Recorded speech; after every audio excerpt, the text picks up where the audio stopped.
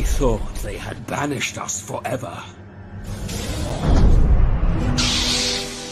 But now... finally... we have returned.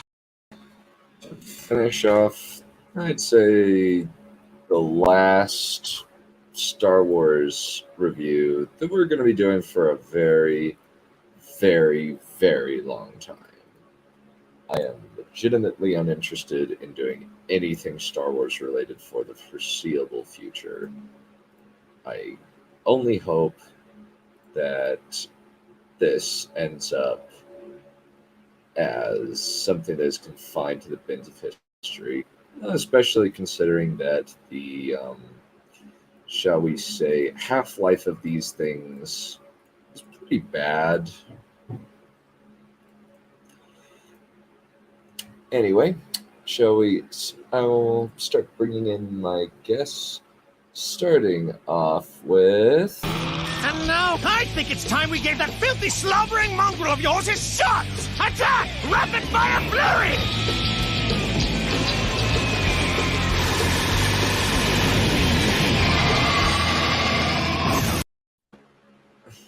Hello. Hello. How do be thy life?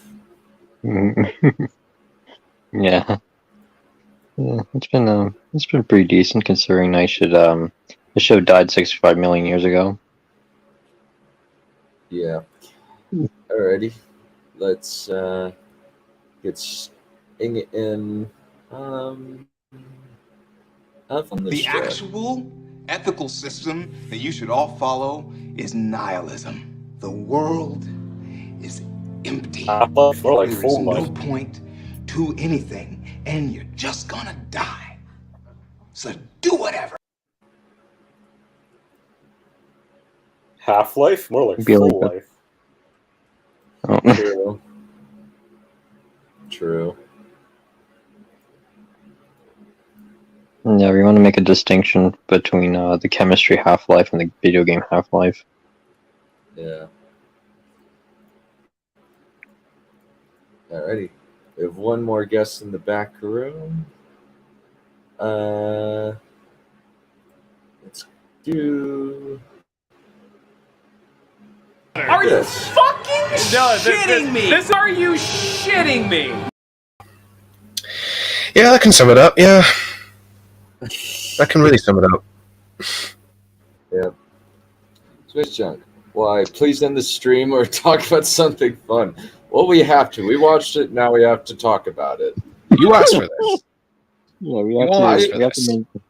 I Yeah, put it a poll. unfortunately, watched it. Yeah, I put up a poll. You said that you didn't want. You said guys said that you wanted us to watch this. I obliged you. So that's what I'm gonna do. You're welcome. In Space Stunt, there's no such thing as fun. It's Disney. Yeah, You we should started this meal and now we're gonna finish it. Yeah. There is no dessert. We talked about Rings of Power yesterday, so That's might even as well worse. talk about this. Yeah, so this is better by comparison. Not goodbye, Vaughn. That's debatable, I suppose, but still, not by an inch, shall we say? Oh, hello, Vaughn. Yeah. Hmm. So to recap our thoughts on episode 3, it was bad. It sucked. Yep. It's bad. Well, Awful episodes 1 cinematography. Yeah, episodes 1 through 3. Poor pretty bad. characterization. Yeah. Conveniences. Contrivances. Yep. All of Plot. familiar faces. Horrible choreography. Mm-hmm. Obi-Wan Kenobi should have died. Multiple times. Nope. They all should have died. Yep. Oh my Yeah. god, holy shit. Yeah, Darth Vader should have killed Obi-Wan Kenobi when the fire reignited. He could have just went around. send stormtroopers, but instead he just abandoned the place because the plot has to happen. Yep.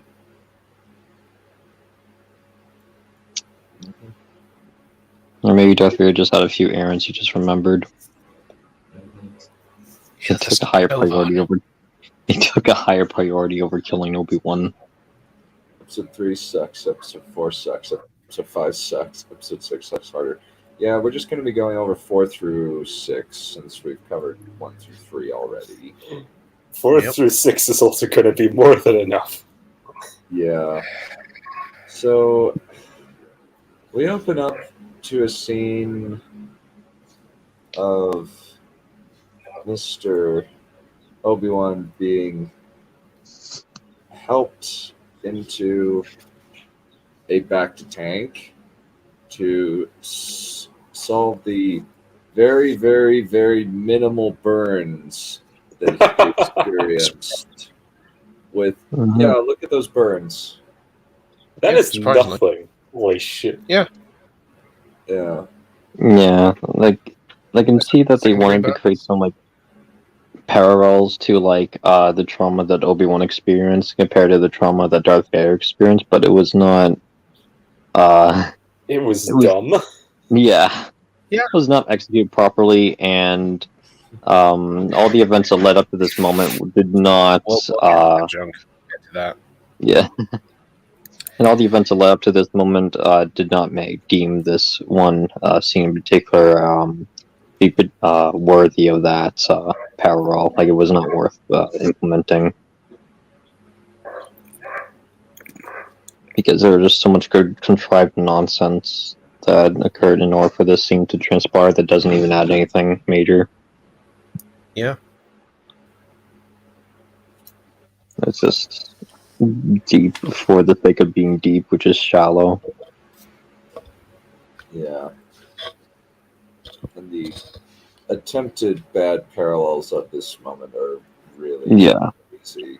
Like, folks, it's symbolic.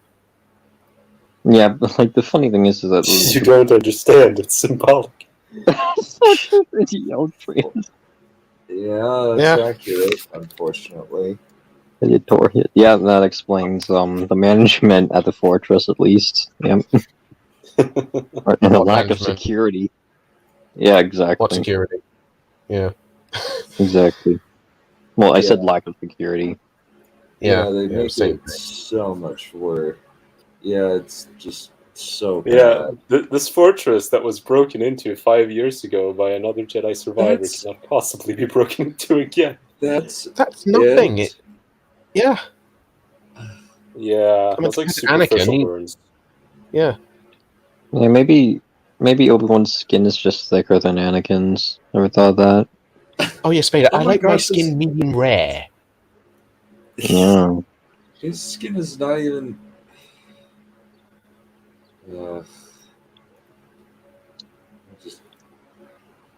Just don't buy it. Yeah, and he's in the bath tank. Leia's in prison, so. Oh God. The whole problem here is that she could just claim that she was kidnapped by Obi-Wan. Yep. And it would be intelligent. I think they probably should have worked that out earlier. Say, I was kidnapped. If you get caught by the Empire, just say, I was kidnapped.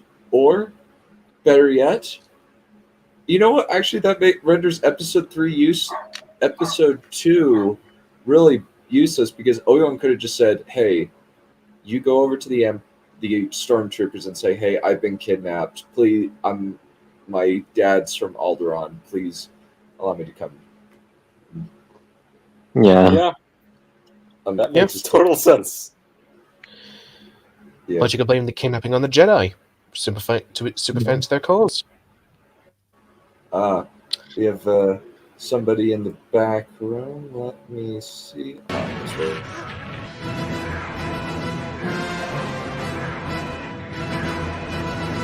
He's going right for the crew!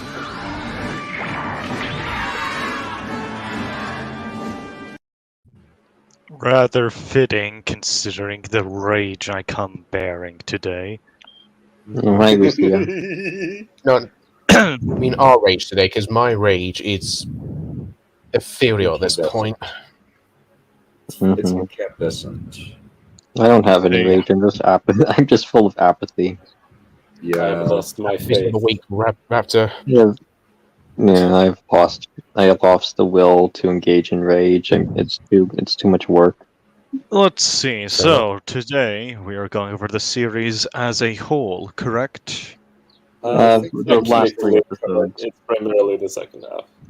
I think we'll primarily cover the second half with references to the first half, and then we'll just kind of give a quick wrap up. Sound like Yeah, a just the, right now we're at Princess Leia being in detention. yeah. Just thought I should point out, they know who Leia is. Reva is aware of a connection between Vale and Obi-Wan. Vale is fucked. Yeah. There's no way that she would be a senator 10 years later in New Hope. She would be persona non grata. There's no way that It's Vale almost like survives the the 1 original year trilogy. after this. Yeah. Like if this is information that's widely accessible in the Jedi archives, then Bail Organa should have been at least like usurped from his position a long time ago, and deemed a traitor. And also, everybody was working with the Jedi during the Clone Wars. Yeah, everyone was. Like That's you're not only a traitor if you're only a traitor in the Empire's eyes if you remain loyal to the Jedi. And the Tarkins, the Tarkins were smart enough to change allegiances rather quickly. No, the Maul, yeah. Either way. If you would not mind, I actually have prepared a little bit of a thesis for my feelings on Kenobi. And I would like to present it. Any argumentative paragraphs? If you would not mind, go for it. Star Wars fans, you deserve vapid, haphazard, rushed, and hastily put together shows. You deserve Kenobi. You have created the environment in which these kinds of shows can thrive through your rabid consumerism and hype culture. You have forgotten what makes stories so great or so deep. But not to worry. I'm sure those Reddit posts theorizing on the meanings of random tidbits that don't make any sense in context will fill the gaps that the writers themselves forgot to fill. I'm sure this theory culture, where you speculate on deeper meanings or motives for characters or plot beats, where there is none, will fill that hole in your chest. At least until the next product is announced, in which case you'll discard what came before and move on to being hyped for the next item on the assembly line. Forgetting entirely about the issues of the previous item because your feelings because of your feelings, or saying that this new rushed product is better than the old one, and you'll build your personality around that as well. This, by the way, is why I left the fandom. You, Star Wars fans, will create your own version of events to fill in the holes for the writers. In a way, you have become the religious zealots, the crusaders and inquisitors, and I, the atheist, the heretic. Now, considering that this is a Muslim who is telling you this, you should feel very, very alarmed. It is a religious person who is now comparing you to religious zealots. You are treating these works of fictions as though they are holy text, not to be challenged, not to be pushed, not to be criticized, not to be thought on any deeper. Think on that the next time you start defending these shows. Are you actually thinking for yourselves, or have you just simply become a mob? The latter. Next question. Well done. said. Well said. Thank you. Yeah. Ultimately, the show is extremely vapid. It's got multiple plot problems. It is the epitome of all the problems of Disney Star Wars wrapped up into a singular package. This is it. They cannot do anything more than this.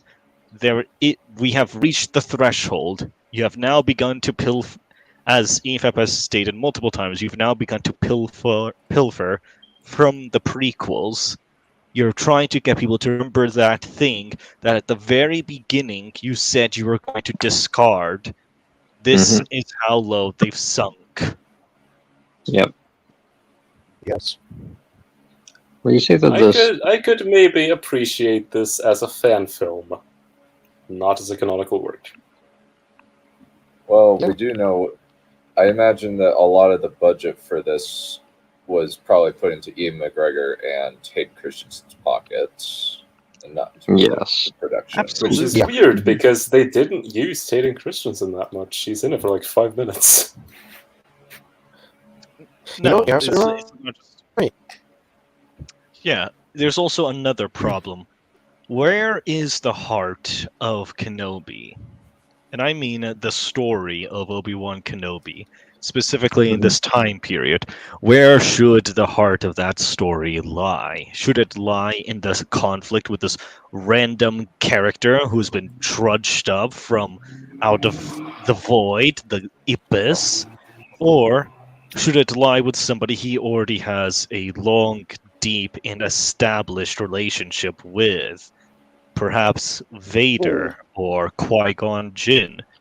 If this is truly a story about him overcoming his grief of what happened with Anakin Skywalker, perhaps the conflict should be more between him and Vader. Perhaps as it's the obvious thing to do, and I feel like I may have been influenced by EFAP's coverage of this, but that's fine because they nailed it. They hit the nail on the head.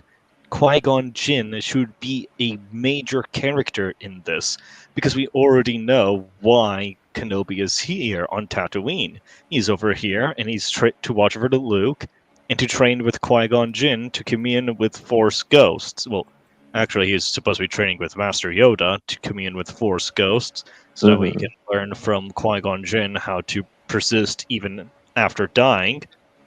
Indeed. But see, that right over there, that is what this story was supposed to be. What the story should be, rather. Yes. Indeed. Because the story that they chose to tell is worthless.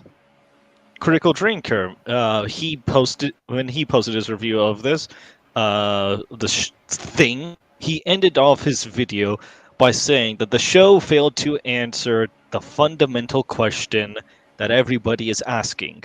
Why does it exist in the first place? Oh, wow. Wow. That actually has some merit, unfortunately. Oh, God. Yeah, John, you hit the nail on the head. Yeah. Well, the funny thing God, that is sorry, yeah. go on. No, that I have no other words to describe it. Yeah. Well, the funny thing is, this is not about Kenobi. It's about Reva. That's the thing. It's a blatant switch. Yeah, it's fundamentally a Reva show. Yeah. Well, yes. As Drinker pointed out, the Reva is the one driving the plot. The story structure can be splintered off in accordance with her development through the story, not Obi-Wan's development through the story. Yeah, Obi-Wan is a lot more reactive in his own show compared to Reva, who's the one who's actually the only active character. One of the only active characters. Also, I hate what they did with Reva. I'm going to briefly explain why I hate this. Or maybe I might be verbose about this, who knows. So, verbose. In order... verbose? Oh, okay. Yeah, it's verbose. My apologies. In order to make Reva more sympathetic. What they did was that they trudged up a half-assed backstory for her that's supposed to be traumatic. It's we can all see that it was meant to be a traumatic experience, getting stabbed by a bloody lightsaber of all things, and surviving. As a child, no less, and somehow she manages to conjure the hatred and rage required to keep herself alive, rather than, as a normal child would in such a situation, be horrified beyond all belief and dying with a terrified expression on her face. But we're going to go and skip over that. Usually, when you have a traumatized character, you're supposed to establish pretty soon and pretty early what that event is. Who was this person from before? What was the event that caused her to be permanently scarred, or him? And how this affected the character moving forward. I'll go and pull out a very, very simple and recent example in Powder from Arcane. We know who Powder is from before. We know who she is as a person, what her goals are, what motivates her. She wants to prove to Vi that she is capable and ready to take on a real job. She wants so desperately to help that she disobeys Vi's direct orders, goes behind her back, and drops in a few bombs to save them. Except she didn't save them. She actually doomed them to their deaths. This horrible revelation, this moment over here, permanently scars young Powder. And the fact that her older sister confirmed all her worst fears before walking off, well, I say that would leave anybody in a very bad position. And seeing how this affected her later on with her insecurities, and seeing how the memory of that day keeps haunting her, this is how you do a traumatized character. Because we understand why she feels this way. We understand why she has these insecurities. We understand her motivations, what she's trying to prove, and what is the ghost that is constantly haunting her. Reva has none of that. We don't know what happened until it became convenient for the plot in order to turn her into a sympathetic character. And also, the reason why this doesn't work to help the audience garner sympathy to this character is because all of these, the show wants you to think that all those awful acts of violence and recklessness were justified because of this trauma. Absolutely. However, the reason why it doesn't work is because, one, the actions that she actually commits are way too extreme for the audience to really sympathize with her, and two, it appears at the penultimate episode of the entire series, where for the most part we've been essentially despising Reva because of the fact that she almost tortured Leia, because she was constantly hunting Kenobi and threatened Owen.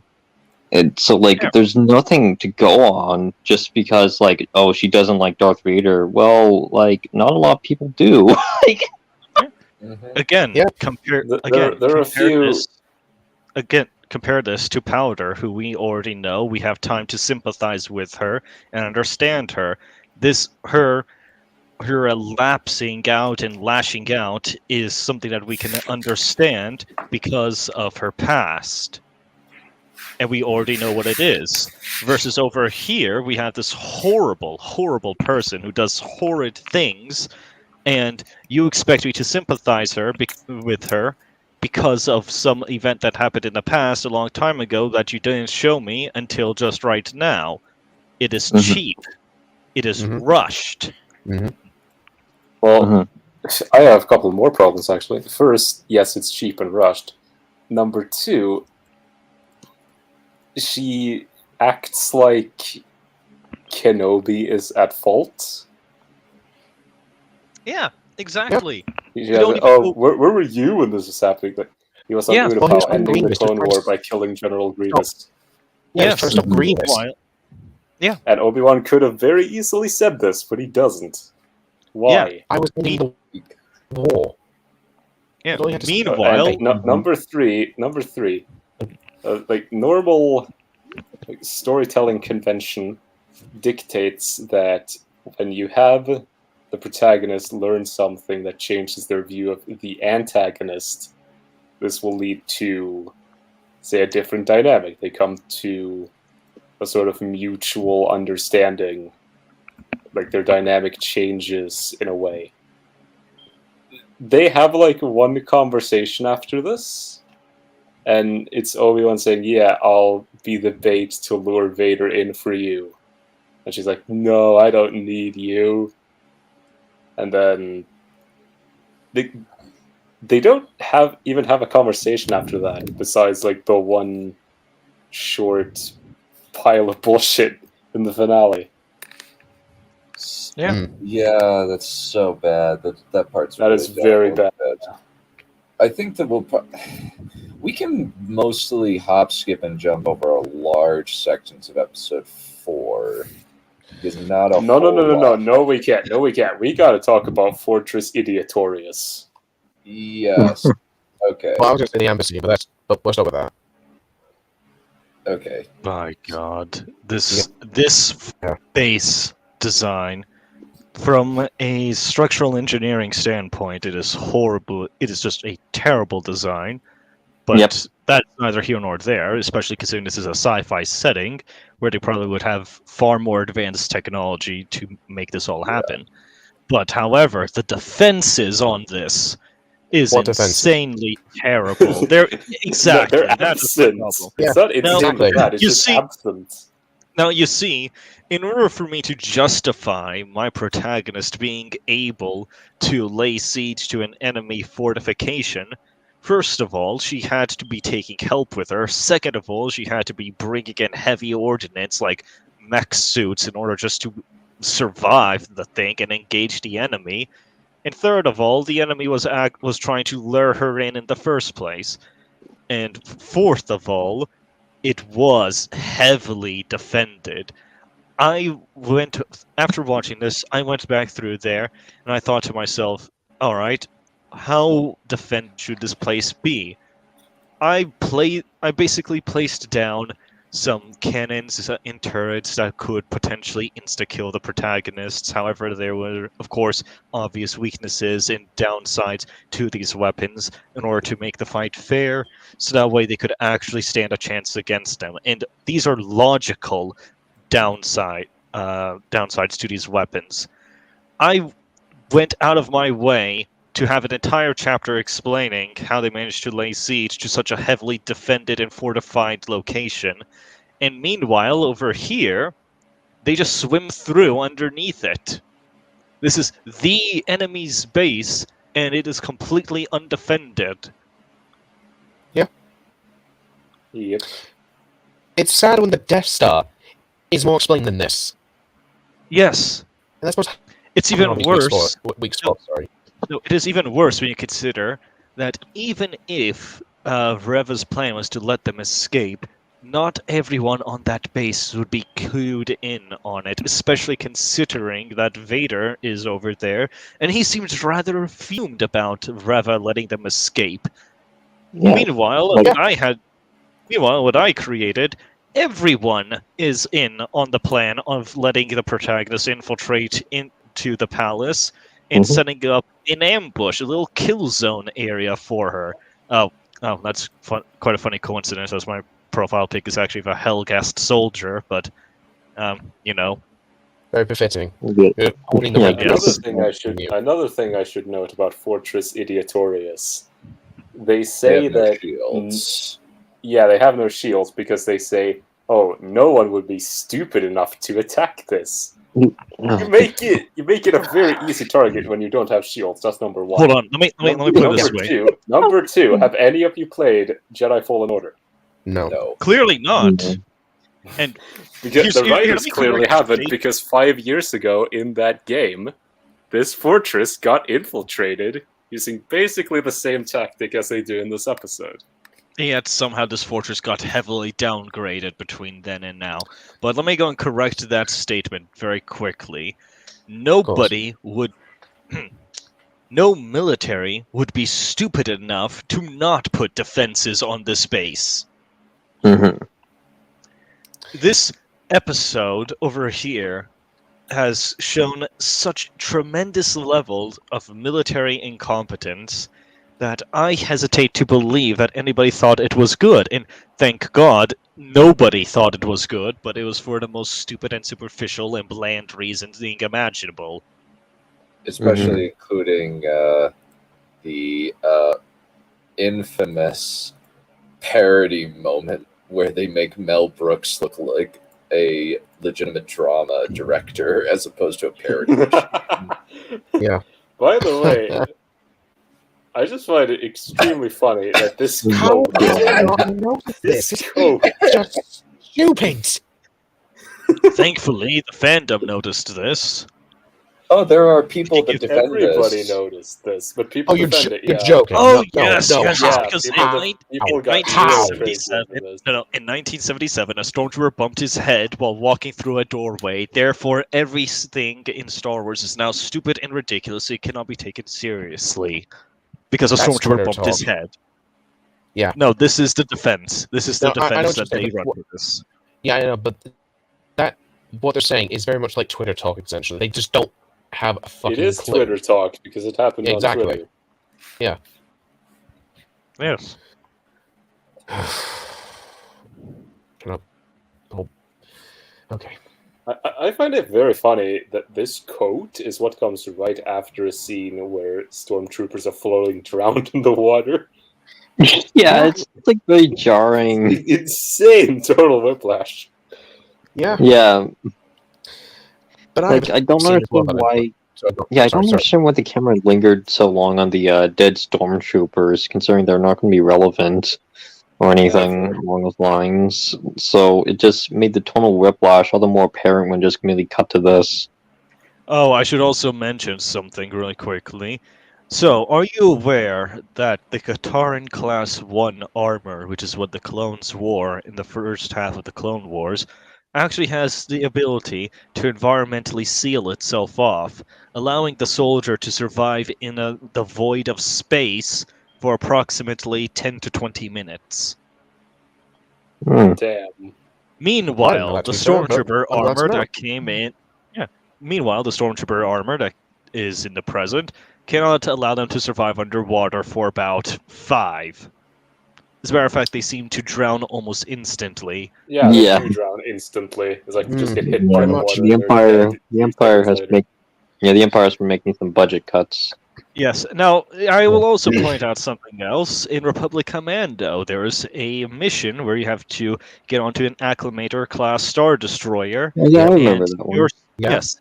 And your armor seals off and pressurizes, allowing you to float through the void of space and enter through one of the torpedo bays of the Acclimator. I remember that mission very well. Very interesting that this is a feature in this armor that they just seem to have overlooked. And it's sad when 40K, in Warhammer 40K, the Primaris Marines, stupid as they may be, make more sense than anything in the show. Warhammer 40k is supposed to be satirical in a sense. Yeah. It is meant to be the most over-the-top and most ridiculous science fiction setting ever conceived of, and yet somehow it makes more sense to this pile of garbage. Yeah, I came into exactly. 40k because of how over-the-top it was, because it's just good fun, and now I'm taking it more seriously mate. than Star Wars. Yeah, I think a Yeah. lot of it has to do with the fact that people who write Warhammer 4K are actually passionate about the topic. No, The people who... Raptor. Can I say something real quick? The writers, even the bad ones, are competent in what they can do. They know how to write. They know how to write scenes based on the lore they are given. Exactly. Mhm. These people All write except these Star Wars for novels. Mandalore. Yeah, that's debatable, but you get my point. But anyone who writes any story from this is inconsistent from the last one. the comics to the TV series to the animated series, anything. They cannot be consistent, and it's infuriating. Yeah, So, I think this is the only weird reason. thing is that when they rebranded the continuity in 2014, they were going to get rid of the whole rather confusing policy hierarchy that they've been doing for the last 35 years, which was the whole, the films are on top, George Lucas canon, S canon, L canon, blah, blah, blah. So we were going into, or they rather, were going into this new canon with completely different parameters. Yet somehow, in 10 years, they've already made it into more of a mess than the EU managed ever. Yeah. Yeah. Spot on, mate. Yeah, I would also like to mention, very briefly, the funny exception to the 40k writers being Matt Ward, but of course, he is the exception that proves the rule.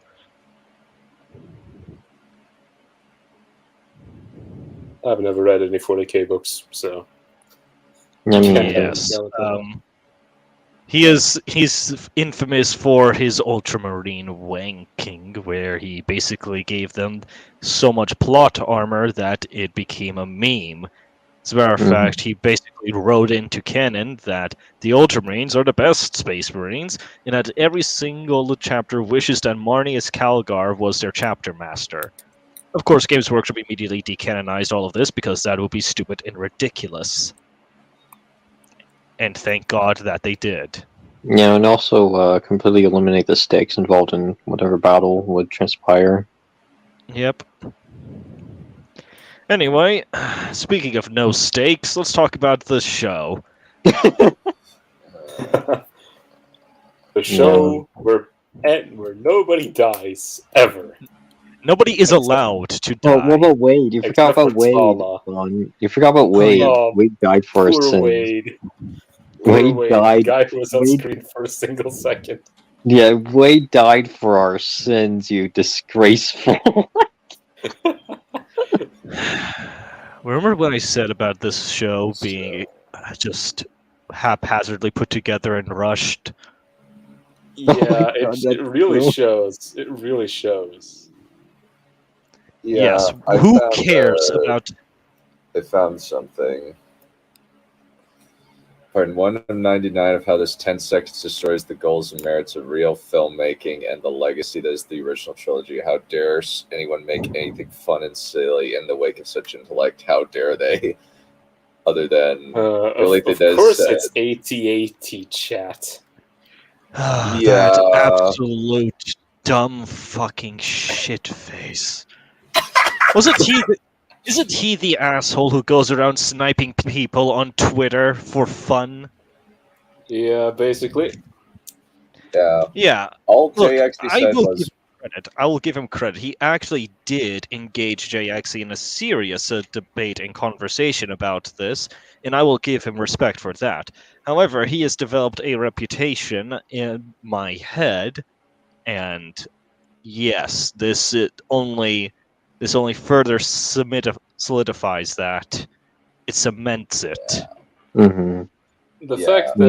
The fact that so many people tried to push back on Jay's tweet is insane to me.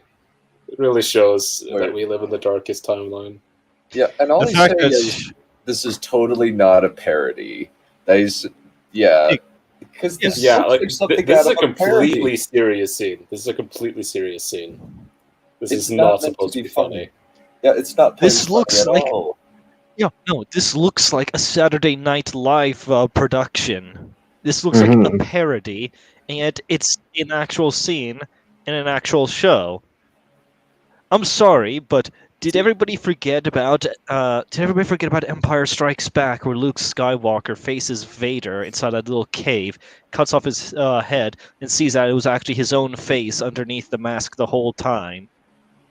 Did anybody forget about the scene where Luke Skywalker discovers that Vader was actually his father the whole time?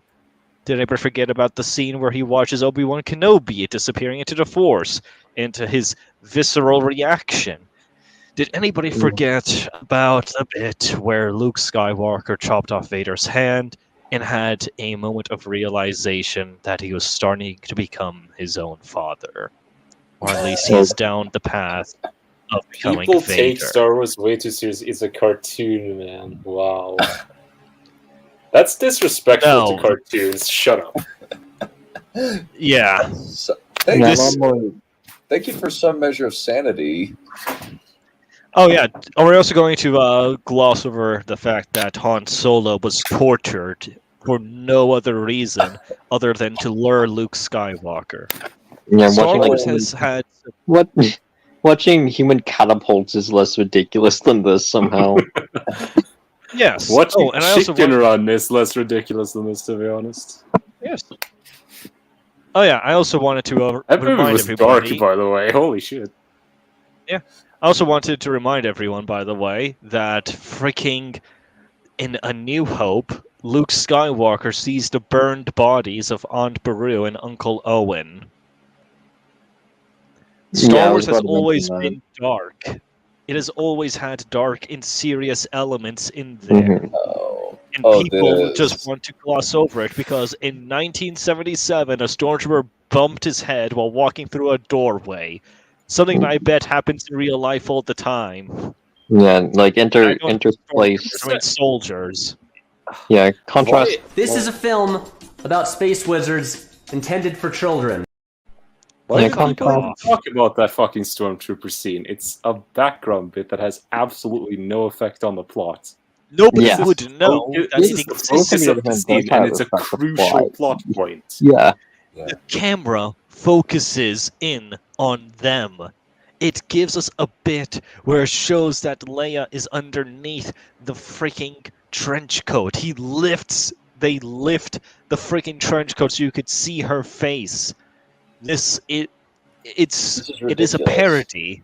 There is no other description other than it's a parody, and somehow this just flew over their heads because they are inept.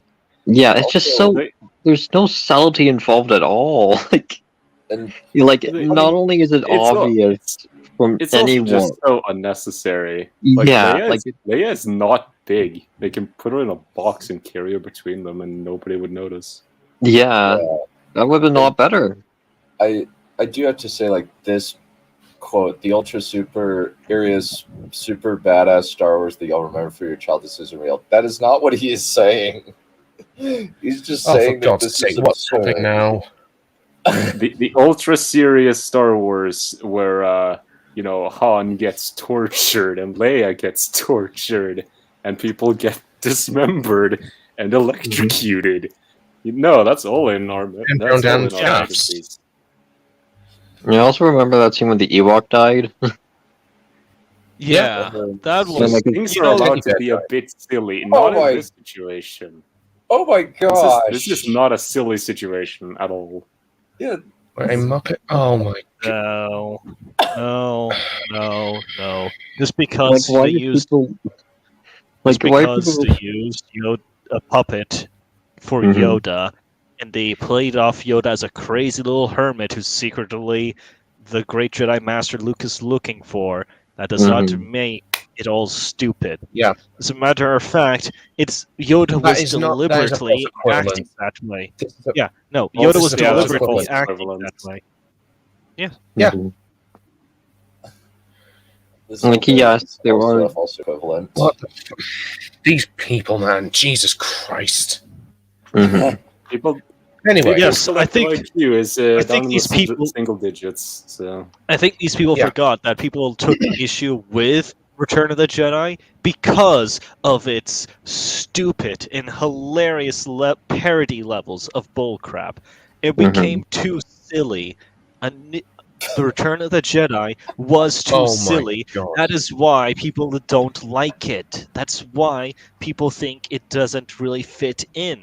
Because Return of the Jedi ended up becoming a parody of itself. Funnily enough, that's actually my complaint about Killzone 3, is that it became a parody of Killzone 2. Oh, this is... Which was a great video game, by the way. All of these responses are hilarious. It's like I'm looking at cult speak. It is. Here's the funny That's thing. what- It's weird that the Chaos Cult in 40k is much more sane than these people right here. I don't know how. No. This is exactly why I compared these people to religious zealots, because that's exactly what they are. I Spot know on, mate. what a religious zealot looks like. I have seen them before, and I abhor them with every fiber of my being, as I spent my entire life trying to counteract a stereotype of my group being a bunch of religious zealots. And I look over here, and I see the same exact disease that infected my group so long ago. Essentially, the It's biggest attribute towards religious zealots is narcissism. Yeah. Anyway, I have a scene I want to talk about, the Amber scene. Oh, yeah. Because I have many things. I have so many questions for that. Yeah, let's... No, Codex. It's fine. The YouTube and Reddit theorists will have it all make sense. They will bend over backwards. I'm going to bust a little bubble right there because they need to have a dose of reality. Yes. As you know how storytelling works exactly.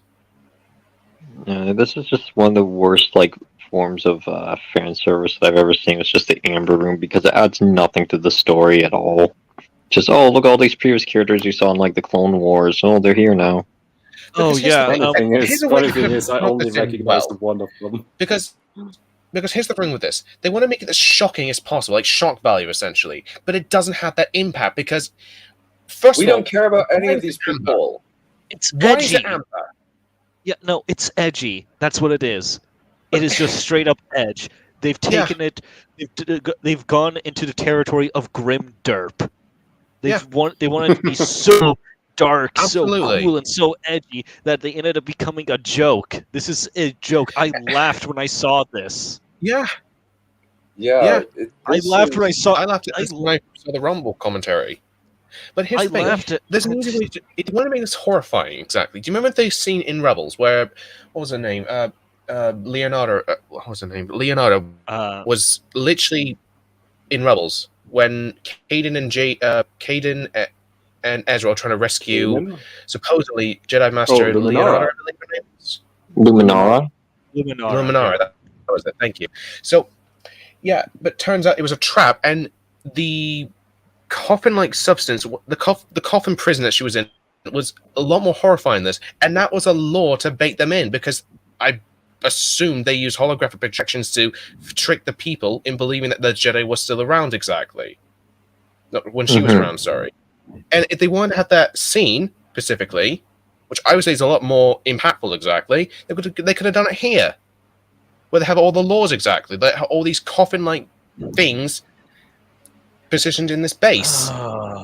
Codex, you just came up with a better reason for them to go over to this fucking place than Leia was kidnapped and dragged over here. Mm-hmm. Yeah. I mean, it's hard to come up with a worse reason, to be fair. Yeah, you have to actually try. Yeah, you have to put effort in. Because I actually have a brain. These people don't. Mm-hmm.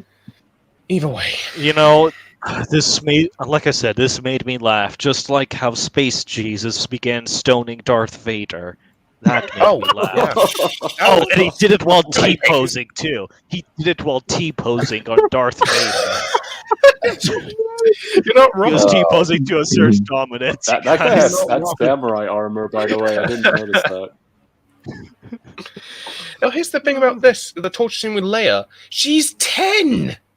Mm-hmm. Oh, yes. Hold on. I don't know. Let's pause this. Let's pause for a second. So remember how these people were saying Star Wars is allowed to be silly and stupid? Oh, it's supposed to be ridiculous. This is a cartoon. This is in the same exact episode where this scene exists, and a child is about to be tortured. This is something I would see on an episode of Hannibal. Yeah. They showed that it's specifically famous for its inventive serial killer kills. Yes. Yeah. No. Let me just wrap this up really quickly. These people who are defending that trench coat scene apparently didn't even watch the episode, nor did they pay attention to it, and it clearly shows in the case that they are defending that scene. because they wouldn't be defending it as, oh, Star Wars is allowed to be silly and stupid and ridiculous. They saw earlier that a child was being tormented, that this is over here, and that a bunch of soldiers just drowned to death. Or people encased in amber, which is very inefficient, Exactly. mind you, and goes against what the Inquisitors are supposed to do: hunt down and kill the Jedi. And I mean, are these supposed to be corpses or not? I think they Actually, are corpses. Well, let's Yeah, start this to a corpses. real world comparison, because everybody likes doing this comparison, the Empire to the Nazis of Germany. Now, when the Nazis finished up killing their victims, let me ask you all, what did they do with the bodies? Because I They know burned that there them. are two answers. Yes, the first answer originally was that they dug up mass graves, executed them into the mass graves, as in they had them stand at the ledge, shoot them, they fell into the graves, and then they buried them. The second one, which came in later when they discovered how ineffective the first one was, is just simply just burn the bodies. Now, if the Inquisition is supposed to be the equivalent of the Gestapo from Nazi Germany, why in the 9 Rings of Hell would they do this? So to And let's keep it answer your- clothes too, because the So- Nazis also stole their freaking shoes Yeah. to and answer shaved your- their heads. Women, everything. To answer your question, Mr. Legacy, Yeah, for apparently some she's reason too she strong. can't. Apparently, she can't mind read Leia. Yeah, because you can't have one woman oppress another one. You have to have some kind of pseudo narrative to kind of like reinforce how one character will usurp another female character. Yeah, and she Apparently, just apparently it just trying to has no make both. effect on her. It's trying to It make is- both female characters look like more impressive than they actually are. and it has so little effect on Leia that something that made Poe scream Yeah, and reacts. And she's is 10, necessary just to mind context. people. Yeah, She's keep 10. in mind, this trick works on Jedi as shown in Rebels. Oh yes, I also Trained want to. Jedi. I wanted to point something out. Does anybody remember Star Wars: The Clone Wars, where they do this on Cad Bane when they tried Yep. to? Oh yeah, I force- remember. It makes me when Yeah. Obi-Wan Kenobi did so nearly broke his brain. Yes. Yeah. And that was just a Meanwhile, mind a li- trick. This is going into your mind and reading your thoughts. Meanwhile, a Yeah. little girl who has had no training in the Force is completely Or unaware even that she mental, has it. or even mental fortitude training. She doesn't even need force training. She Yeah. can potentially have mental fortitude. I don't know if someone like Poe. How would you necessarily train a has that 10-year-old much. to do that, though? Well, I'm Especially a 10-year-old this like is this. This is just me being Devil's advocate here. I'm assuming she would. Granted, this is in her later years, I will admit. Before the events of Episode 4, exactly when she gets captured by Darth Vader and she's being interrogated, exactly to find the hidden rebel base. But that's But, with a yeah, this is in droid. later That's with very mundane, by comparison, torture methods. Yeah. That's not with the Force. Yeah. Since Let's George- see. Also, since I wanted George to. Lucas hadn't thought of that kind of thing. Also, I wanted to complain about some surface level crap for a second, if that's all right with all of you. Go for it. Yeah, go right ahead. So the director of this series apparently is Deborah Chow, if I am pronouncing Yes, her name that is correctly. correct. So Really He bad. directed all 6 episodes. yes, she is pretty talentless, extremely so. Like she is showing us some wide shots that only reveal the ineptitude of the writing and the choreography. Mhm. And on top of that, the shots she chooses to focus in on just leaves me baffled as to what exactly is going on. The shaky cam, which has been present since the opening scene of the show and is incessant throughout the rest of it, so much so that I began to notice it at the end and started complaining about it. Well, I think I've already completed my thought in my rambling. It is horrid. It is overused as all hell, and it just makes me wonder, what is this even adding? Why do you have the shaky cam?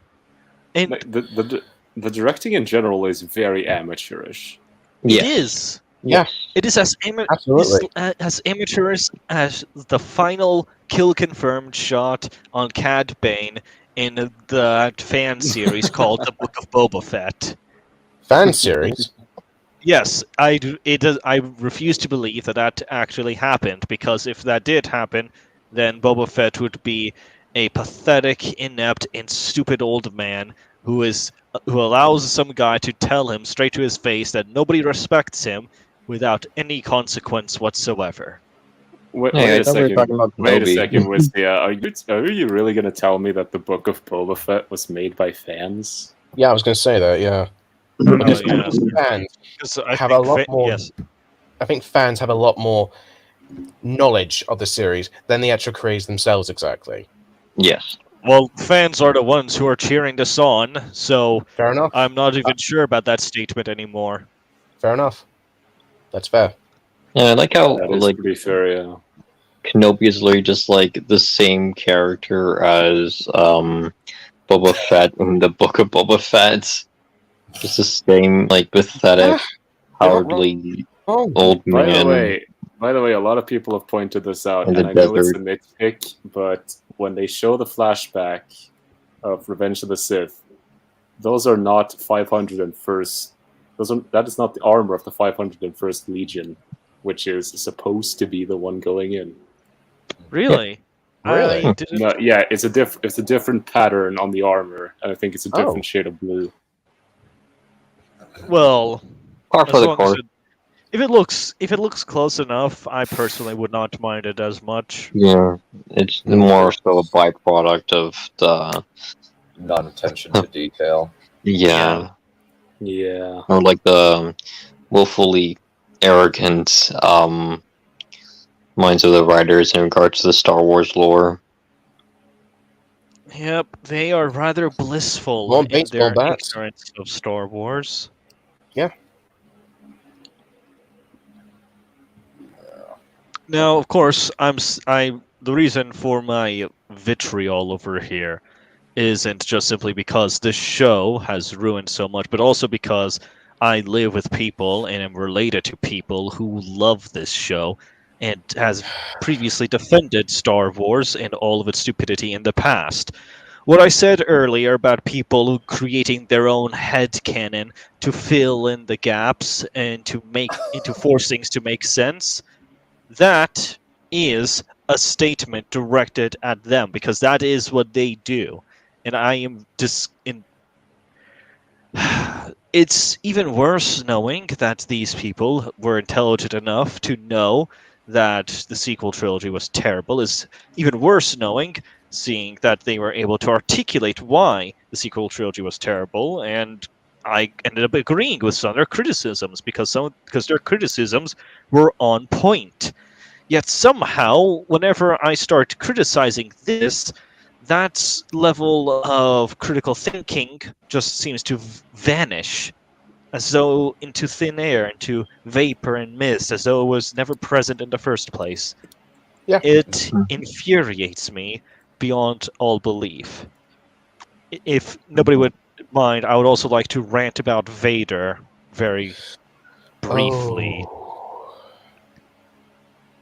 Yeah. Now, can I say one thing first? There's no way, in any circumstance, that Reva would know they would escape. There's no way. Yeah, it's impossible. There's no possible way she would know. And this is another thing as well. If Vader should just kill her on the spot right now. Even if you can't tell her this it just exactly. occurred to me that this is the first time in the entire series that we ever see Darth Vader strangle. No, wait, this is the second time. Never mind. Either way. But yes. No, continue point. But also, secondary thought, but when the Grand Inquisitor and the two others confront Riva on Dayu, it's like, how is she not killed for insubordination by the end of episode 2? or halfway through episode 2, rather. What I find incredible is that the Grand Inquisitor somehow managed to find Reva in the first place. When I was watching that scene, by the way, I groaned. I'm like, "Holy shit! Fuck off! Nobody wants you over here right now." How the hell? By the way, in episode 3, they're like, "Yeah, Kenobi killed the Grand Inquisitor," but we find out in episode 5 that he's actually alive. So, when did he come back? No, it was Reva who killed the Grand Inquisitor, he? but I do see your point. Well, she claims that Kenobi killed him. She claims that Kenobi killed him. Oh, okay. Sorry. But apparently he is not confirmed dead, and then he comes back in episode 5. So, how long has he been out of the Bacta tank talking to Vader about what actually happened? Because if he spent any time, by the time this episode happens, then Reva is dead in this scene. Yeah. We have a guest in the background. Please welcome. We have such sights to show you. Welcome, aspiring to hell. Hello. Welcome to hell. Welcome to the cringe, because... Oh boy! Yeah, you asked for this, chat. We are giving you what you wanted. You're welcome. Good old democracy. Wow, you guys definitely seem to be enjoying yourselves. Yes. Sorry I'm late. Alarm decided to say fuck started you. me, believe me. It has gotten me so angered that I dropped the Lucia persona just for this. I'd literally reverted back because of this. Yep. I'm new here. I know, but we hold a poll. I asked, do you want us to cover Kenobi? And everybody said yes. But with only most people said yes. But they like seeing us suffer. This is just a thing, man. And I have to suffer now. Yeah, They're it all was suffering for their entertainment. Yep. Yeah, it was. It was 18-5 with the 5 being the people who didn't want us to cover it, and the other 18 want us to do it. So I'm like, I think I I was may have been one of them.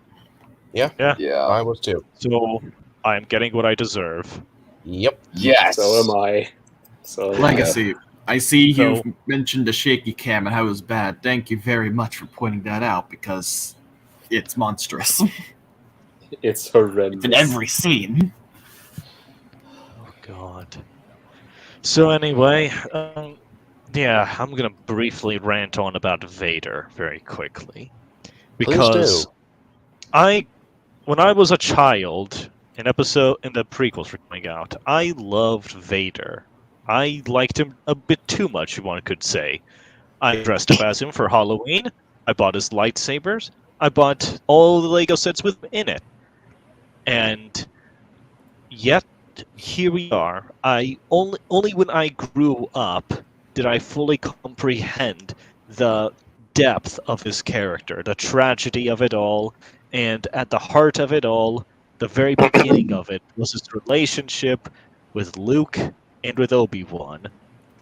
This show, and its final episode, gave me a glimpse as to what this show could have been. And when I saw that moment where there was something even remotely close to being good in here, that was when I don't realized remember that, Space Punk. there was a flash of something good in there. And when I saw that, I began to realize how wasted this show was. The potential that was there.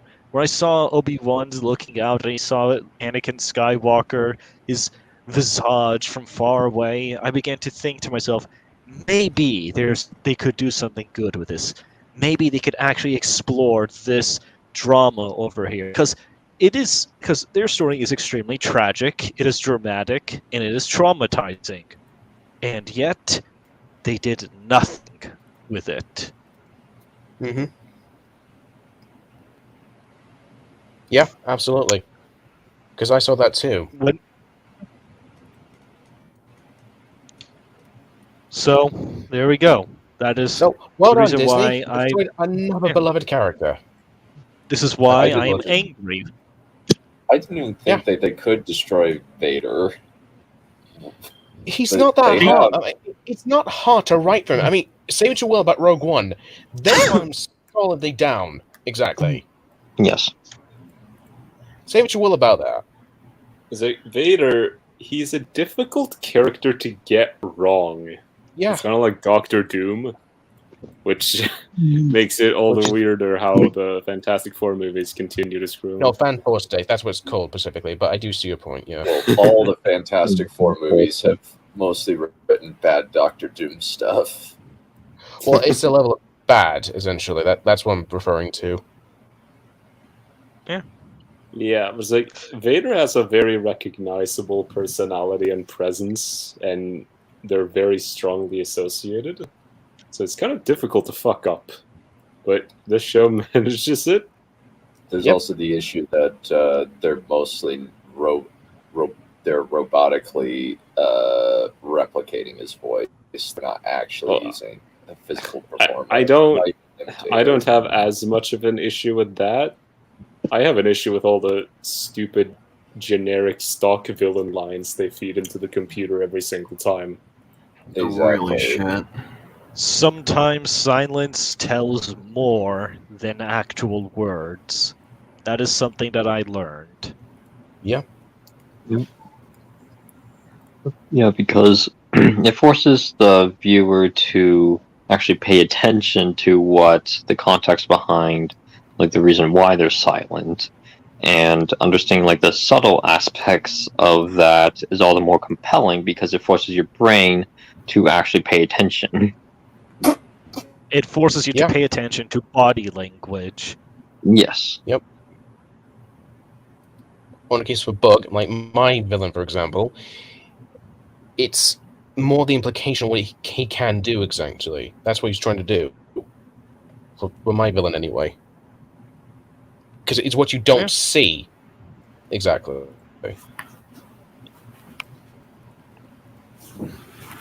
Yep.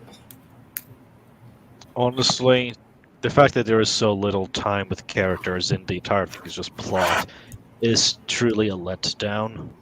Yes. Yeah. See, here's the thing. I It think doesn't you slow could down. have. Show is. Go ahead. Honestly, I think that you could have cut out the entire plot and had it just be about Obi-Wan and Luke / Qui-Gon. Yeah, that would have been better. Yes, this could have been a different show. Way better show. It could have been like more of like a slice of life kind of show. The weird thing is that apparently Deborah Chow wanted this to be a intimate, character-driven story like Logan and Joker. Oh God! Really? Child. This is very interesting. You insult those movies by bringing up their name. You have just insulted them, Deborah. Yeah. Yeah, it's pretty. She clearly did not understand those movies because this bears very few similarities. The only rough similarity is old, haggard man helps out small girl. Yeah, and even then, that's not even. Even then, that's only half the case. Half true. It's only because a Joker isn't even about an old man having kind of it's a little quarter girl. truth. Because it's just not. It's not about Obi-Wan. That's the thing. Like I keep saying, it's not about Obi-Wan in the series. It's their attempt at a Vader parallel. Let's discuss that, actually.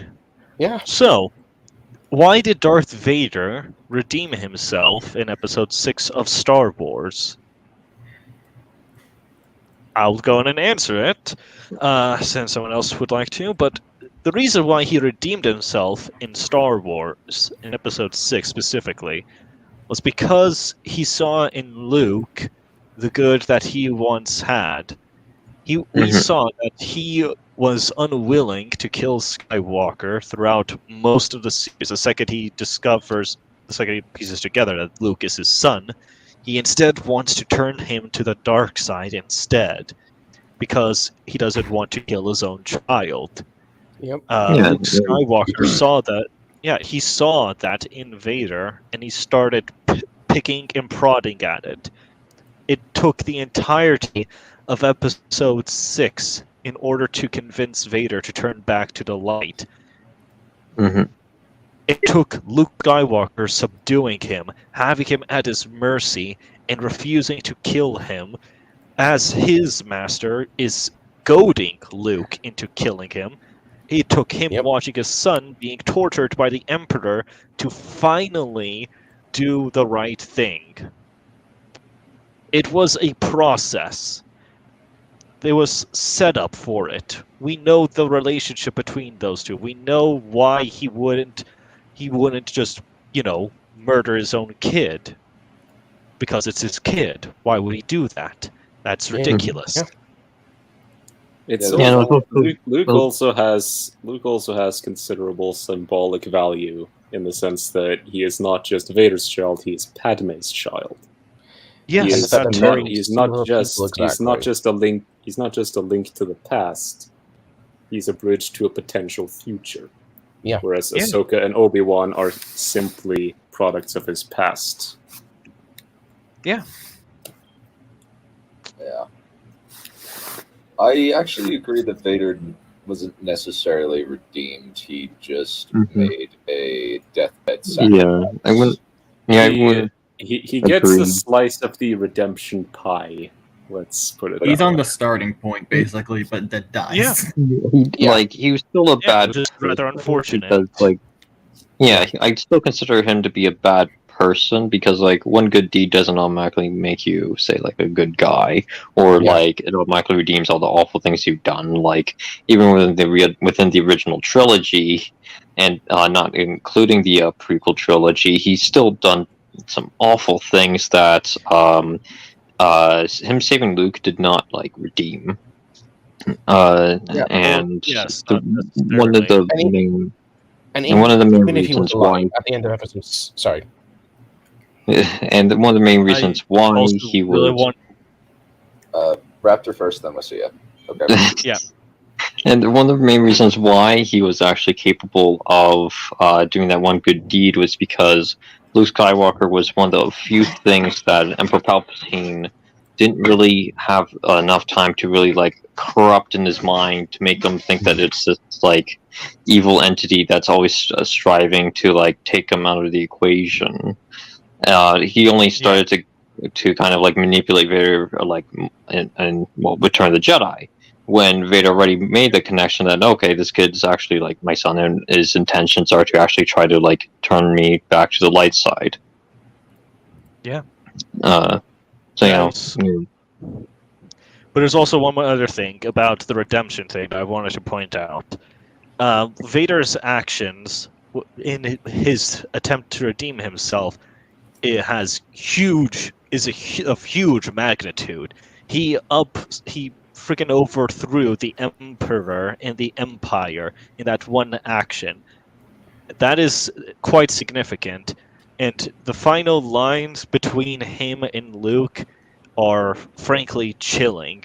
Luke Skywalker, even as his father is dying in front of him, is still trying to save him. He's saying that he's got to get him out of here, and he's got to save him.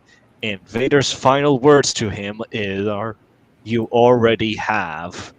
Because, yes, Vader is still going to be charged with war crimes, but the fact of the matter is that his soul itself has essentially been saved. He realized the evils that he has done, and he's done something about it.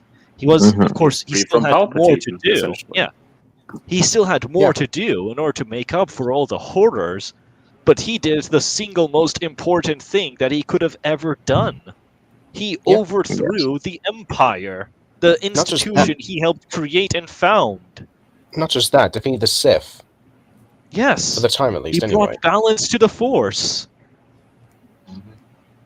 Until that got fucking ruined. Yeah.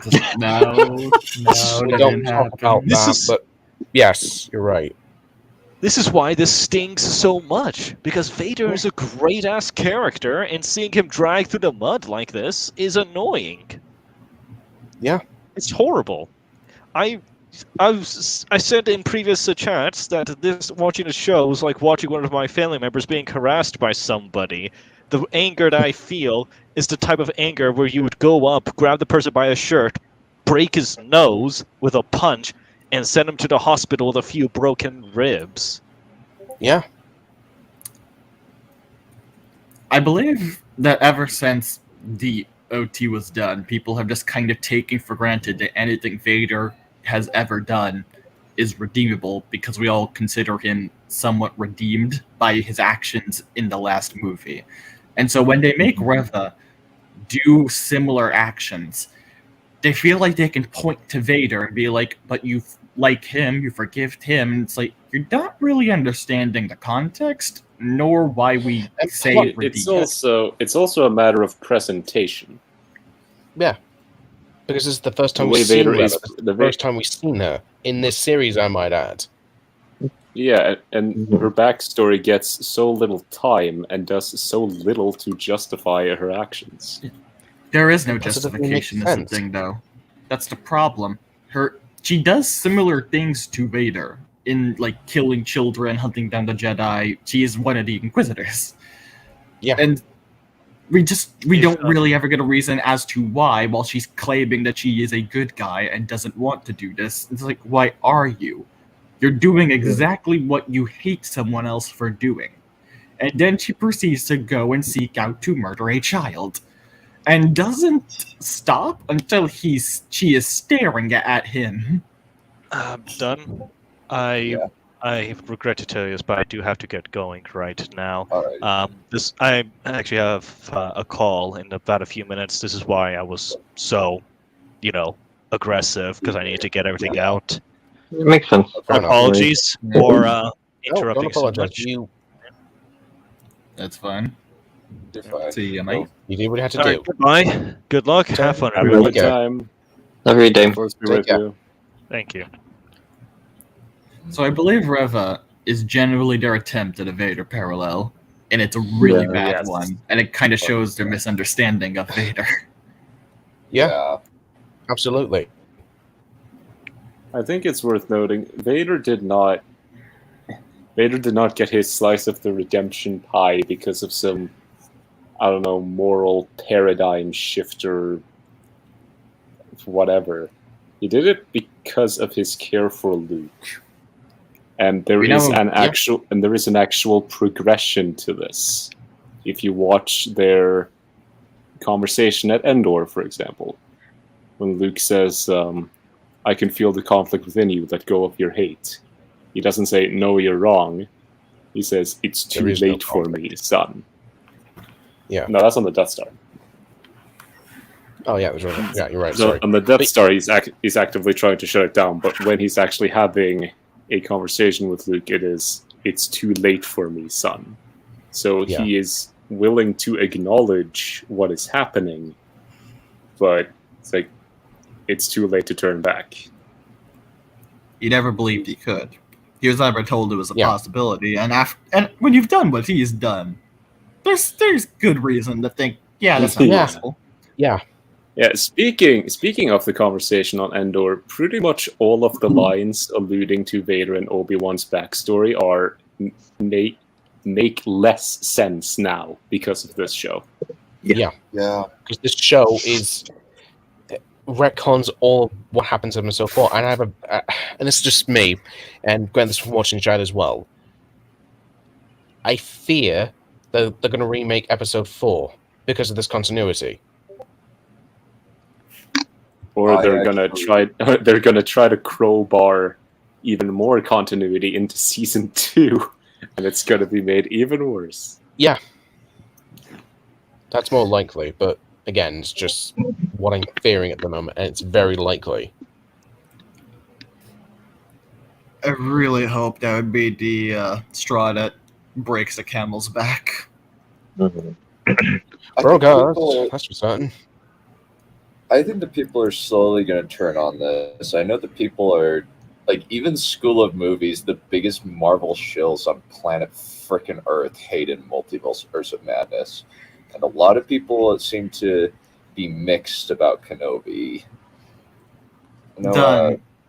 But Is that gonna help if they still fawn over a remake of 4? I think that if they remake the original trilogy, they might get a Rings of Power reaction. Yeah, I hope so. Because I hope they do. Yeah. Yeah, if you look at the reaction to Rings of Power, it has been almost overwhelmingly vitriolic to a degree that I have not seen in anything. Well, it's done on arrival. That's the thing.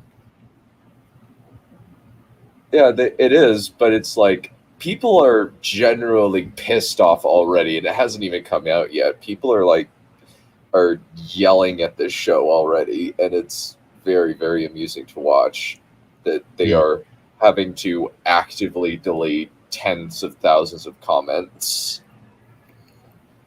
Why couldn't this just be for, I don't know, 3 or 4 more franchises? Yeah, I think that I think that Rings of Power might be the first victory that we get against these people who keep ruining our media and seem to think in the exact same way. It feels like I'm watching a series of movies written by the exact same people. It's idiocracy, done. Yeah. I'd say it'd be a second one, because Why Last Man got cancelled before it even finished, which is so amusing, and it's definitely gonna tell studios off. Yeah. By the way, Reed Mason, Shill Media was pushing for the original films to be remade. Can you get a citation for that? Yeah, I would like to see a citation. I think it. Yeah, because I've never heard about this. I think maybe it's just what the I feared, media, exactly. not. I think maybe it's the media, not the. Well, I'm talking about a citation. Like, what media sites are we talking about? I don't. Yeah, that would actually be interesting to find out. Any other thoughts regarding episode 4? I know another major thing is the hallway fight. Yeah, I mean, for some reason, people were crying and coming and losing their mind over this. Why? What? And a single lightsaber bolt is able to crack the window. This window would be stronger than the kind in a Star Destroyer. Yeah. Yeah, it should be. Why would there even be windows in here in general? Just have metal. Yeah, what are you gonna watch? Fish? My immediate question is, why is there not a fucking blast door that shuts to second any structural integrity is not 100% on these windows? Why is there only doors at the 2 ends of the hallway to stop a flooding? That's bullshit. You would want to make sure the flooding just never happened, period. Yeah. And Obi-Wan holds it back after being kind of a wuss. And even in this episode, he is trying to pull a small piece of machinery to his hand, and he's not really able to do it. And then he's abruptly able to, and then he's able to hold back the ocean. By the way, would you guys agree that Obi-Wan has been character assassinated by this show? Yes. Yeah. Absolutely.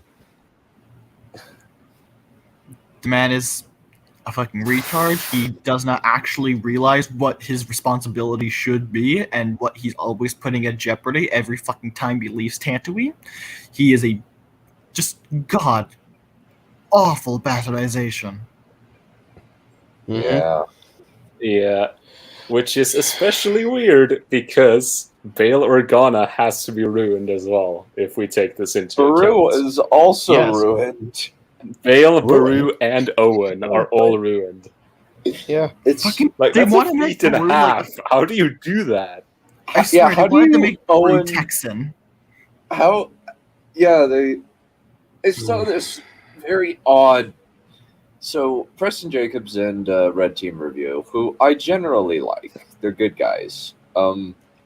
They were saying that the show isn't really woke by citing the fact that there's a lot of conservative castle doctrines, strong person with a gun stuff in episode 6.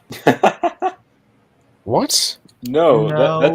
that's just Baru being fucking brain dead and Owen going along with it. Owen Yeah. should. If they're having conservative views, they should have just had Owen fucking backhand her, man. Like, woman, you are about to get all of us killed. You need to shut the fuck up. Also, would you be saying, I have to ask, since there's some other there's different parallels to this. If it was Tusken Raiders coming in, I would be a little bit more like iffy on this because they talk about colonialism and stuff and how the people on Tatooine aren't really native to it and they took it over from Tuskens. However, it's a Gestapo agent. You can't fight against A this. Gestapo Tusken agent Raiders, on a maybe that's nonsensical revenge quest, no less. Tusken Raiders is kind of Against like an everyday what? thing on Tatooine. You would have. There's a reason you have that gun. It's gonna Yeah. be for things like Tuskens, who are just always Also, looming Or over. wild you. animals. Also, Yeah. would they be saying this since essentially Luke is essentially the son of a young Jewish boy in this scenario that is being hidden. The parallels are not perfect, but let's just go with it. Yeah. If you had a movie where you had a Gestapo agent come in to a house and people decided no, open fire as soon as that guy comes in, you would not have that complaint. You would not say this is conservative. Mm-hmm. This is Also, the exact same thing. Also, you probably wouldn't have the scene because the inhabitants would have all run away from the house. Probably, yeah. Yeah. Or made it look like they left and then just hidden. In the basement. Just Or the any attic. idea but straight on fighting would have been better. But for some reason, Baru decided to be fucking brain dead.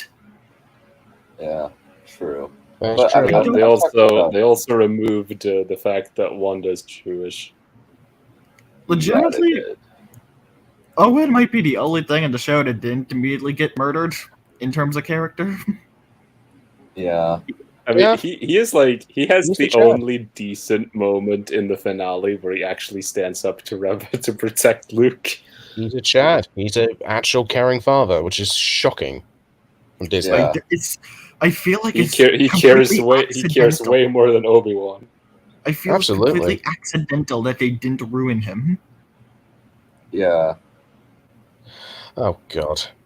Anyway, let's just... Yeah, let's see. Where's the bit? They need to stop putting Vader on that throne. If they keep doing that, I swear to fucking God. It looks It's really stupid when you realize silly. Yeah. he It looks looks stupid. silly. It's not something he would do. And just remember, every time he's in his fucking living room is a time he's not doing something. That should not be ever the case. Vader is one of the most active people in the Empire. There's always something for him to do. The only time he'll be in his base is probably to use that stupid tank. Relax between missions, then heal. Mhm. Yeah, this He whole is my Chad. own. He's an This absolute is like Chad. that's like the only good line in this whole episode. yeah. Well, then. Hi with you. Hello. And he Looks stands like I up. lied. Yeah, she should be in serious crippling pain. We'll she get should to be dead. that.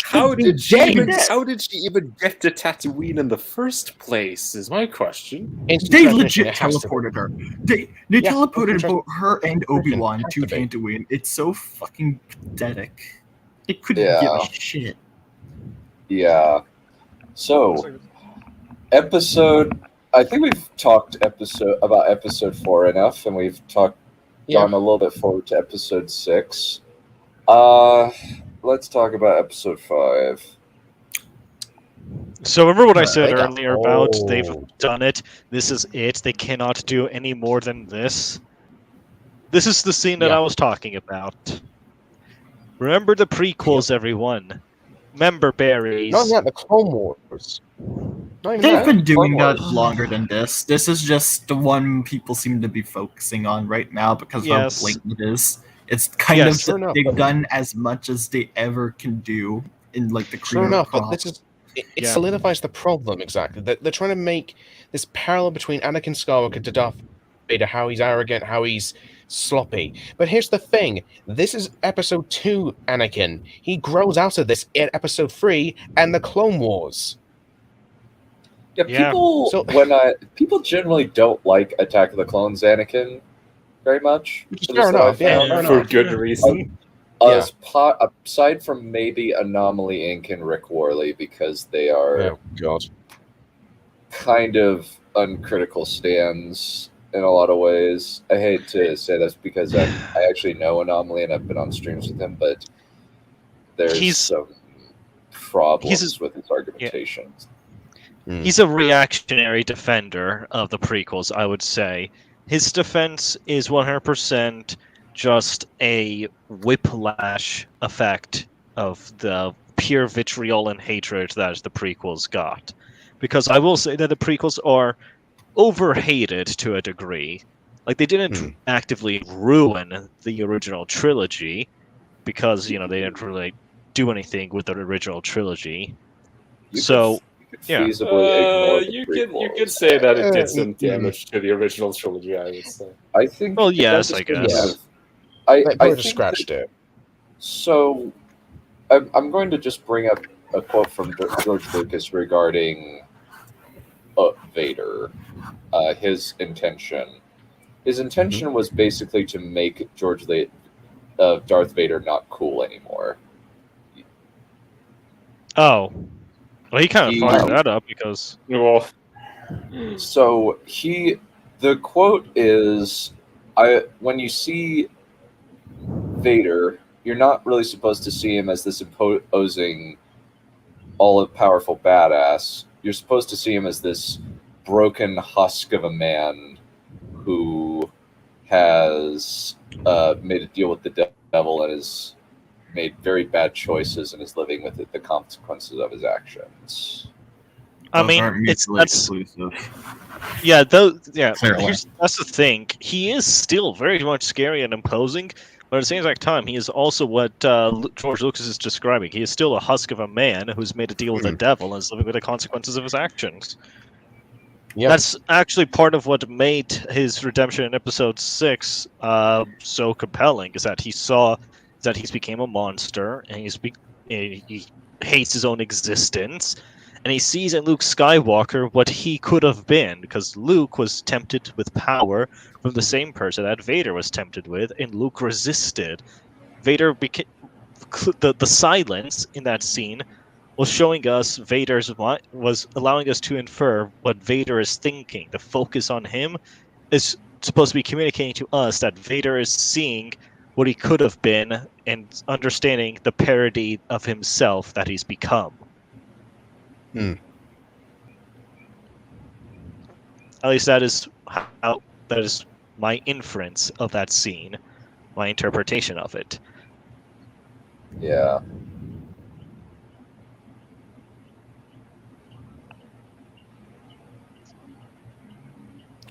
So anyway, these guys got really old. Yeah. Yeah. yes. But the They second It's not Christian a fault. Edison turned around, I was like, Yeah, "Whoa, it's that he did not age very well. Yeah, you he put on guys a sure lot you of don't want to use pounds, I won't anti-aging lie. on him?" Yeah. Yeah, it's a little They, bit. this is Ooh, Disney. poor They have guy. Disney money, and we've seen them do de-aging. I don't They- understand. You can They see hold that his ass. face is older. Wait. They whole ass brought back an actor from the dead just to have him in a film. Remember how they brought back Grand Moff Tarkin? Not just that. They also did that with Princess Leia. They did that. They did that, but they couldn't be Yeah. fucked removing a few lines from freaking Christian Haydenson and Ewan McGregor. Hayden Christensen. Yeah. Yeah, I mean, to be fair, Ewan looks fine. Oh. He looks decent enough, but it's yeah, I will agree. When you know they have the I could technology. maybe buy it. I could maybe buy it if this was closer to Revenge of the Sith, but it's not. Yeah, they for whatever And reason. also, they chose... this is why. I don't understand. This is why. I legit do This not is why I understand think that. See, this is why I think the show should not have put Hayden in the Vader suit. I think they should have used him as essentially a hallucination of Obi-Wan's or a ghost. As in, this is what Anakin would have been like if. Hello, can you let me fucking finish? Yeah. Sorry.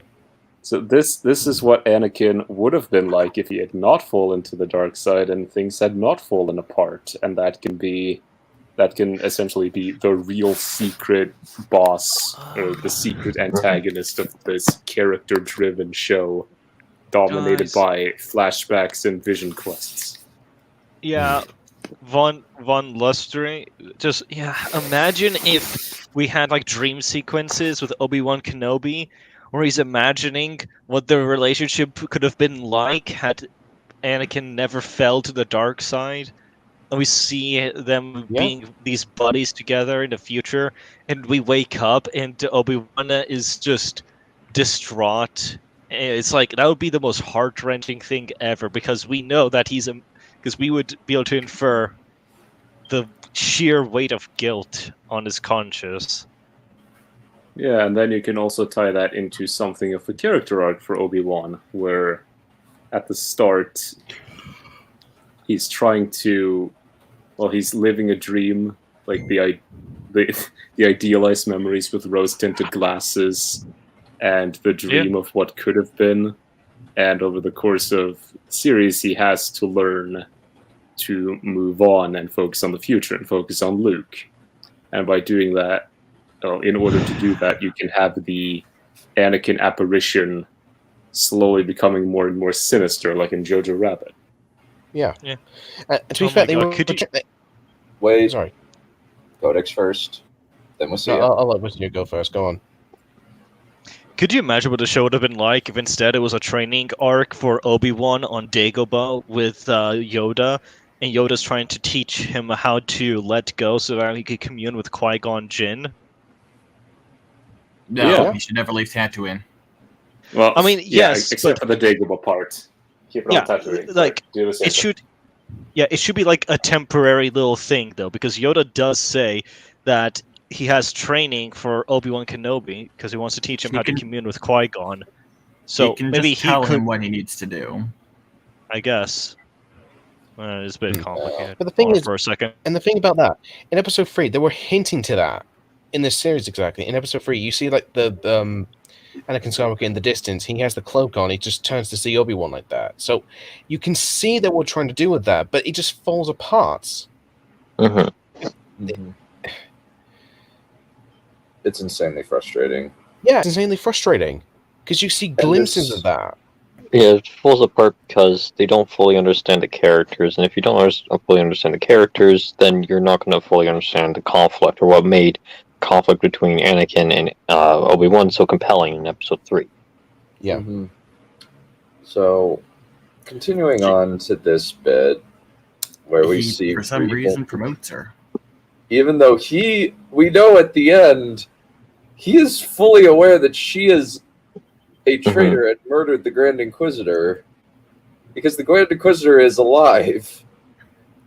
Yeah, that's what I pointed out in the episode 4 discussion. I don't even know if she was expecting to be promoted. Yeah, like Vader the only didn't have reason to do that. the only reason why the writers added this was to essentially showcase, like, okay, this is Reva at her like her peak, and now at the end of the episode, it's now at her like least powerful position, or like at her worst, to kind of give her more motivation to kill Luke, which is so stupid. Why did Vader promote her in the first place? Like, Like, that's what I succeeded at your mission, you will now be promoted. Apparently, he knew from the very beginning what her plan was. Whereas, like, if you know that, there's no need to bait her into a confrontation. Just fucking kill her. Yeah, like, and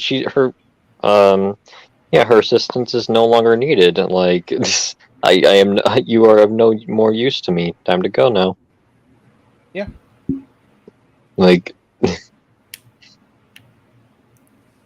and the only reason why they actually left her, on the planet was because you can't kill this feminist icon. No, you can't do that. you have to.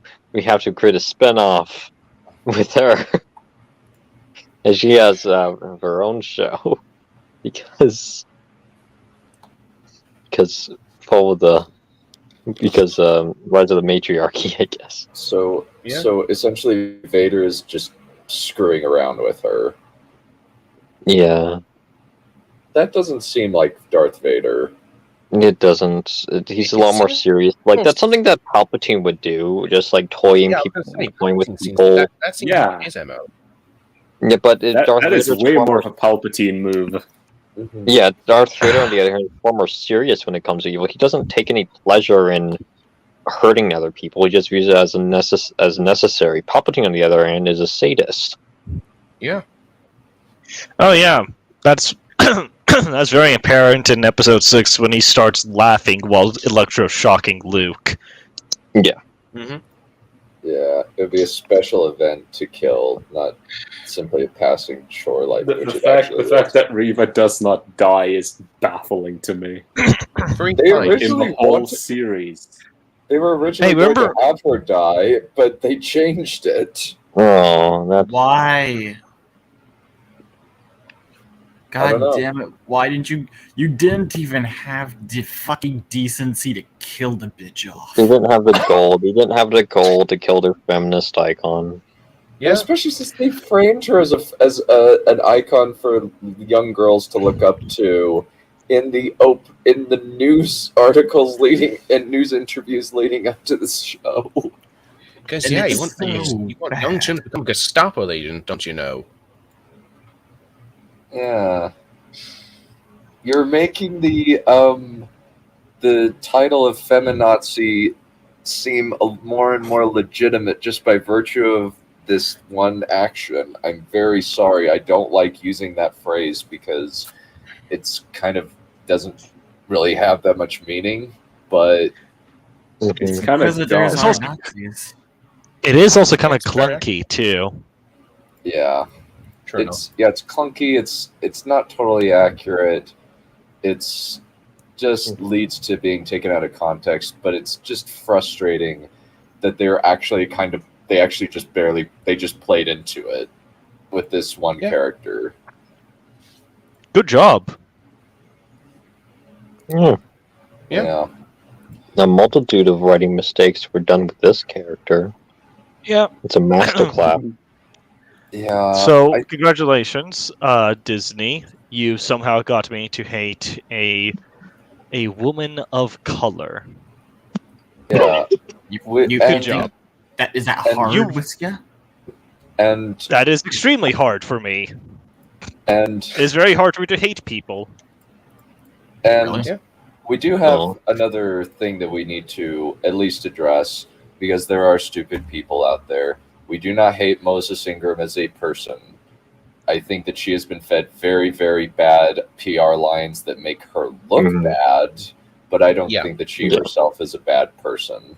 I actually feel very sorry for the actors, because the actors are portraying these horrible and stupid characters that no reasonable person would like. And yet, at the same time, I just know there's going to be some fans who will just look at them and hate the actors and harass them instead of, the writers. Yeah, they can't distinguish between like the character and the character and the actor. They somehow think that like, oh, it's the actor that was responsible for why the character is becoming this way. Like, what? The only way an actor can do that is if you're like Tom Cruise and you have executive producer role or something. I mean, yeah, we do have some minor examples, but they're not as prevalent as a lot of people. Some people think they are. Or Tom Cruise, or Tommy Wiseau. Tommy Wiseau is an excellent Yes, Tommy Wiseau, like, he is, though, I don't know if anybody can hate Tommy Wiseau unless they worked with him personally. Then I can totally understand. He's probably, like, I would probably say he is a bad person. Unfortunately, yeah, kinda. I've read The Disaster Artist. It does not make him look very good. He looks really bad in The Disaster Artist. He's basically just this insanely rich, crazy person who is clearly wanting to have sex with Greg Sestero, but doesn't really want to come right out and say that he's gay. Ouch. Kind of reminds me of Timothy Dexter in a way, with one of the weirdest like rags to riches stories ever told. Yeah, like like when I say that Tommy Wiseau like seems to want to have sex with Greg Sestero but can't bring himself to say it. He went through extreme lengths to get Greg Sestero into his movie, and is extremely controlling regarding Mr. Sestero when he was living with him. Yeah. Living as his tenant. Why the hell would anyone live with a guy like that? If I may speak up really quickly, the purpose of me breaking that up, by the way, that they got me to hate a woman of color in the story. The reason why I pointed it out is because I know for a fact that they wanted me to sympathize with her and like her.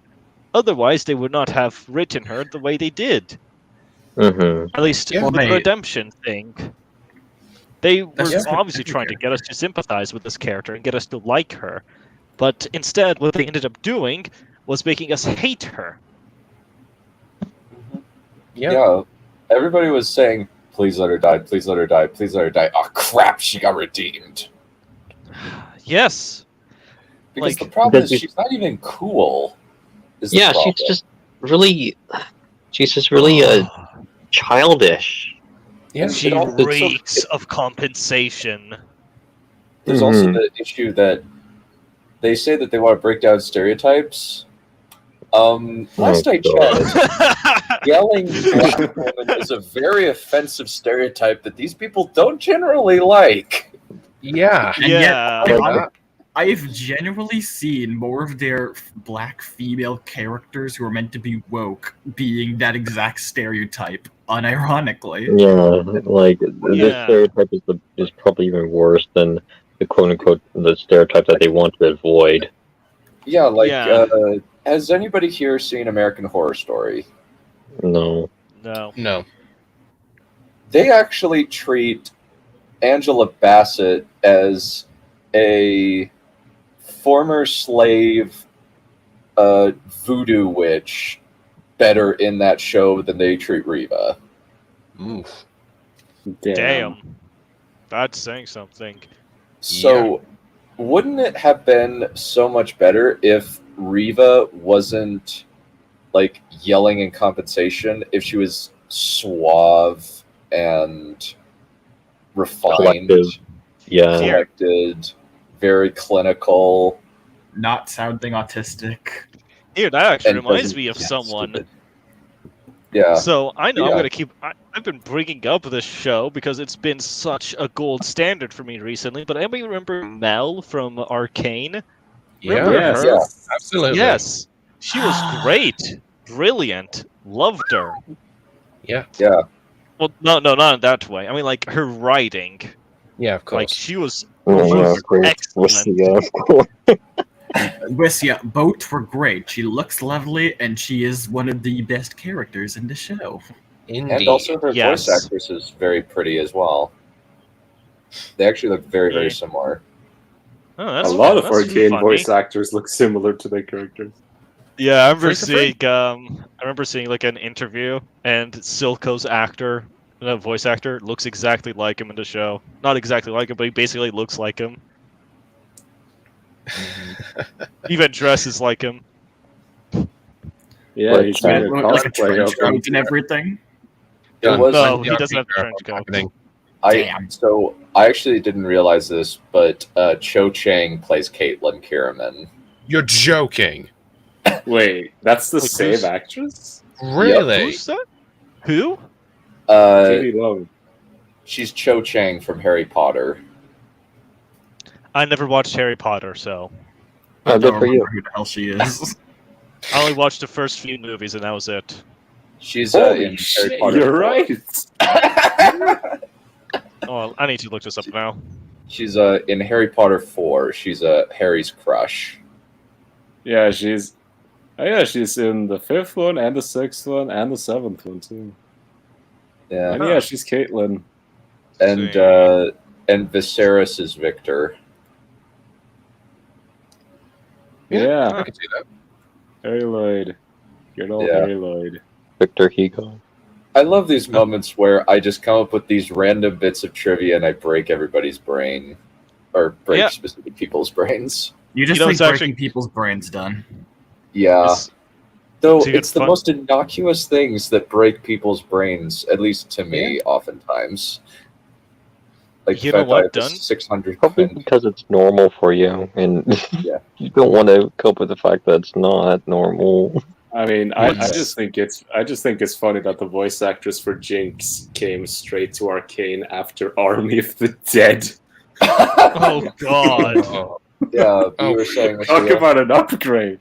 Yeah, you were saying Dun. It's kind of funny because this voice actress looks like Caitlin Kierman to an extent. Mm-hmm. Yeah. So we will have to do a stream on Arcane.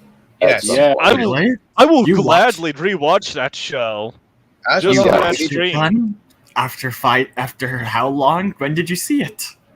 A few months ago.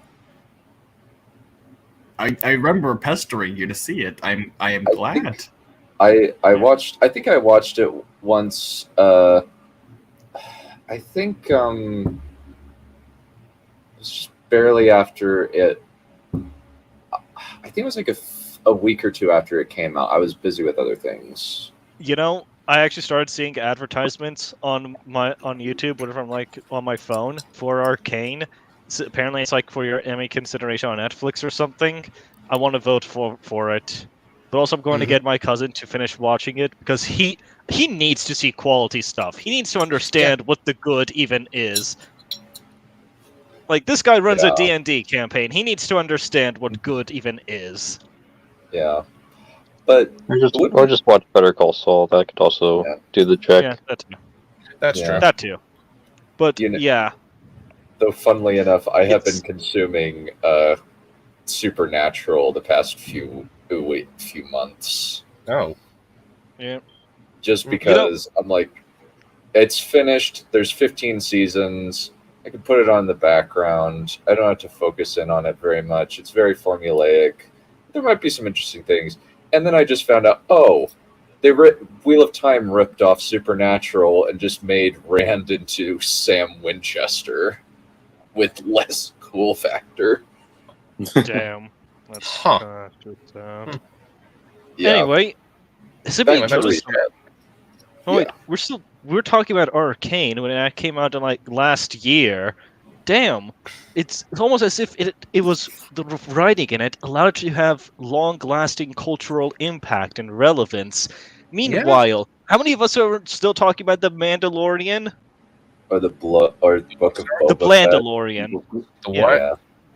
Or Star Wars Visions. Okay, Yeah, here's the nobody's thing. talking about Star Why- Wars Visions. Okay, can I ask this question? Why don't they bomb this from orbit? They have the capability of auto bombardment. They would just solve all their problems instantaneously. Why go through this whole rigmarole? Yes, and on top bomb of the that, it's show not like they orbit. will have it's not like they'll have any qualms about it either. Like, they could just base Delta Zero the entire planet. There will not be any ethical concerns because they can easily just say that they found that this was a Jedi hiding stronghold. They were hiding over here the whole time, and the entire galaxy will just won't even bat an eye. Yeah, and you know what? They'll be correct. This would actually be correct. This is a rebel cell, by the way. Yeah, one Also, of many. There's also the thing of this planet is mostly uninhabited. I don't think anybody will care. They can even just cover it up and nobody will bother even asking about it. Base Delta Zero the entire fucking place. Bring in an entire fleet and just shoot all your turbo lasers at it until it's nothing but a pile of molten rock. Yeah. Here's the thing, though. These are the same writers who cannot write guns whatsoever. Yeah. But here's the thing. If this had to happen, why doesn't Reva just cut through the door? She has a lightsaber. It's only scraps of metal. Yeah. It's not that hard. Part is she does it. She does exactly that. Yeah. You know my big question? Why didn't Obi-Wan at least try putting his lightsaber in the way so she couldn't slice down? Yeah, that's what I thought of while watching the episode. Yeah, she hits it, and then boom. Yeah. Boom. Problem solved. Before the scene, they try to bust the thing open with breacher shells or whatever the hell it is. I don't give a toss what it is. Yeah, but don't they have? They have detonators. Yeah. Oh, that too. Hold on. Let's just stop over here for a second. Allow me to list off the arsenal that the Empire has at their disposal as far as guns is concerned. The Empire has at their disposal remote detonators to breach the door. They have chain guns from the Clone Wars era. They have shotguns. They have the carbines in the repeating rifles. In other games, they had something called a Stuker concussion rifle, which was my favorite gun growing up, by the way, which fires an AoE blast that pretty much just goes clean through your lightsaber, like your lightsaber is not blocking that. They have heavy repeating rifles, they have grenade launchers, they have everything any modern military could possibly ask for.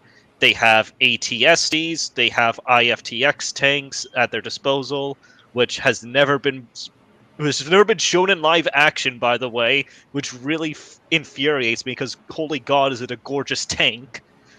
They have everything. And what do we get over here? Just stormtroopers. Not even in formation, just a bunch of guys just standing there. And a big cannon. Oh yeah, in that E-web. And the cannon is not even useful.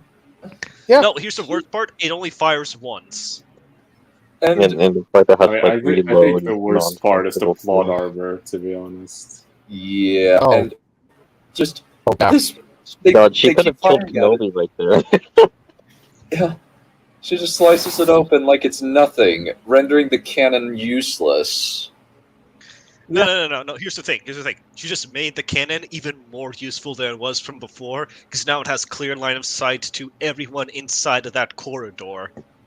Oh, that's true. And yet they don't shoot it. Yeah, exactly. Yeah, they don't use it at all. You could have had more like one of those like machine gun these like turrets. Yeah, like a minigun where it's a ricochet. Yeah, minigun. Yeah, you see, I spent the past few days like rapid fire gun. Like this is a perfect opportunity to use it, but they don't have them for some reason. Yeah, they're not even bothering using anything to suppress fire. You see, I spent. God damn it. Corona. Good, mate. Yeah, I need to take my cough medicine. I'll be back. Bless you. Okay, go on. All right. But yeah, but here's the thing. Obi-Wan just doesn't react. Yeah, and as soon as the stormtroopers come in, none of the rebels even gets hit once, except. Well, we saw like one or two rebels die, but like a lot more shows die. Yeah, in the opening volley, I meant to say. That's what I meant to say. Sorry, but it's just what the plot armor in this is just so fucking weird. And most of them are not even in cover. The guy literally holding the metal plate, he had the right idea. He's holding up a piece of metal. Yeah, right there. Yeah, the fact that like none of the rebels thought it was a good idea to essentially pull the battle initially back into like the inner corridors where they would actually have a lot more choke points. It baffles me. Like, why initiate the battle here where you're just going to get slaughtered? Why not just lay down some landmines? You Here's the have thing, grenades. She has a grenade. She has a grenade. Why didn't you use that to steal the entrance? She used it at the worst time. Yeah. Yeah. Here's the thing. If you are playing a game, you tend to like conserving all your shit because that's just how you are. You're like, I might need this later. That's not what you do in real life. In real life, you're like, this is gonna get a shit ton of kills right now. Use it. Yeah. Mm-hmm. It's a thermal detonator as well. Just Yep. You can't use Why it didn't if they you're set dead. up? And why didn't they set up any cover places? It's not that hard. No cover, no traps, no landmines, no nothing. Once again, 40k does this a lot better. They have breacher teams. Guess what they have? Breacher shields, and they're at the front of the line of every breaching operation on a ship. Oh, God's sake! It's annoying. Yeah, it's annoying. Very much so. It doesn't take much to realize how stupid your combat shit is. Look at that. Wow, they're missing it point blank. Yeah, It's look at that. ridiculous. Look at this shit. Like, this is Yeah, like. again, this guy had the right idea. This guy has a You're shield. so Grab a trash can lid and use it as a means of preventing yourself from getting hurt. Yeah. That's what he's doing. Yeah. This is probably the worst plot armor I've ever seen. Ooh, I'm back. Okay. It looks like a birthday party. Yeah, it really does. It really does. Bless you. What was your point? Yeah, so I spent the past few days Redrafting. redrafting. Let me see you to speak. I spent the past few days redrafting a few battle scenes because of all the moving parts involved and all the issues that guns present. Yeah, because I'm like, oh wait, that's right. Those soldiers over there would still be shooting at them even if they did take out the big giant scary cannons. Because of course they wouldn't give up, at least not until the enemy was right on top of them. So yeah, this if it wasn't very difficult too, but still you could have done that. It's like it's just showing the disparity in efforts. Clearly, these guys couldn't even be bothered with it. People are gonna say, "Oh, you can't make a gunfight without plot armor." Yes, you Bullshit. can. Watch Mission Impossible 6. Yes, you can. We just saw it right now. We just saw it right now. Watch Mission Impossible 6. You absolutely can make a gunfight without plot armor. Yeah, if you watch John Wick 1. Yeah, if you make your characters competent, then you can avoid that issue. How do you think people survive in real life, you tards? Yeah. Yeah. And let's see, I brought up the Breacher number 40k reference. Breacher teams. Yeah. Again, they're a Breaching good clear. example of. Yeah. Pretty self-explanatory. Big shields, bolt guns at the front with others behind them. I was thinking of the Tower Breacher squad, but yeah, that also works. That makes a lot of sense. Yeah. Man, Imperial Fists love those guys. Yeah. Either way. Yeah. Back to the retardation of this show. Indeed. Yeah. We've already gone over reveal of Riva being a Jedi Padawan, a youngling who got We already knew killed. this. Yeah.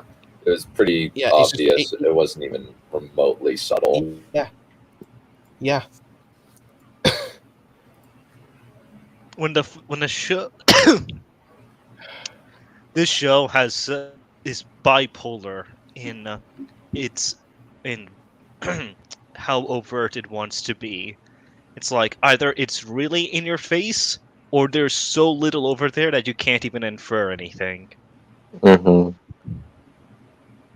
Yeah, it's amateur writing amplified to the extreme when it comes to making things apparent. Well, essentially when it comes to subtlety or subtext. Yeah. Because there's none of Subtext? that. Subtext, what's that? It's just text at this point. Yeah. Oh boy. Okay. Yeah, this part. And then Riva explains that she's been killing people so that she can get to Darth Vader. That makes you just as bad as Darth Vader, That's you very idiot. stupid. Yeah. You're just as bad as Darth Vader. Yeah. Yeah. Her You're- redemption is really flawed. It's extremely flawed. Redemption, quote. In quotes, Quote, unquote. yes. Yeah. And this has not been well set up. It has not been set up at all that she has had any ulterior motives for wanting to get near Vader. She's been near Vader quite a few times. Yeah. Yeah, in fact, the subtext from before would imply that she views that she should be the one who should be the Grand Inquisitor. In episode 1, when Fifth Brother pulls her aside and asks her, "What do you think you'll gain by doing this?" And she says, "What I'm owed," and instantly everyone's brains went to, "Oh, she thinks that she should be the Grand Inquisitor." Yes, because that's the sensible thing for us to think at that moment. Yeah. Yeah, But of and course, it's this is, not a nonsensical motivation either. But yes, considering of course, what you know about her. Yeah, but we are living in a Disney fanatical universe where princesses can float through space. I actually just rewatched that debate pretty recently. It's great. I did Thank you, too. Mr. Not so great debate guy, for making yourself for humiliating yourself for our entertainment. Yeah. Woke writers are wearing a wrong-headed ideology as they do. To them, all their woke characters do is good, and the plot revolves around them. They don't see plot holes that also hurts their woke characters. Unfortunately, they even did this to Nynaeve, where they made her a screaming black woman, which to me is painful. And it's also painful to watch people lap that crap up. Like, what they're doing is more racist than anything that they've accused people being racist of. They are the actual racists nowadays. Yeah. You know, I bet That's the weird part. They're the They ones do that more value damage skin than color anything. over the content of one's character. You know what? I bet Song of the South is less racist than this shit. You're probably right. Yeah. It's probably tame. And I guess another problem is Deborah Chow is actually Canadian. What are you implying they're done? So when she's a what? She's not. I'm just saying, she's not a black woman. She's just a woman. So yeah, she's a white lady. So I'll actually look up her ethnicity. We gotta love. We're going through a lot of rabbit holes now. Let's just get on with this. Let's just put stuff down. But the tangents are just so much more fun. Here's the thing: we don't actually care about what the fuck you are. Yeah. Wait, hold on. Can we go back a bit? Because can we see that blaster bolt wound for a second? Which one? When she gets shot. Yeah, her.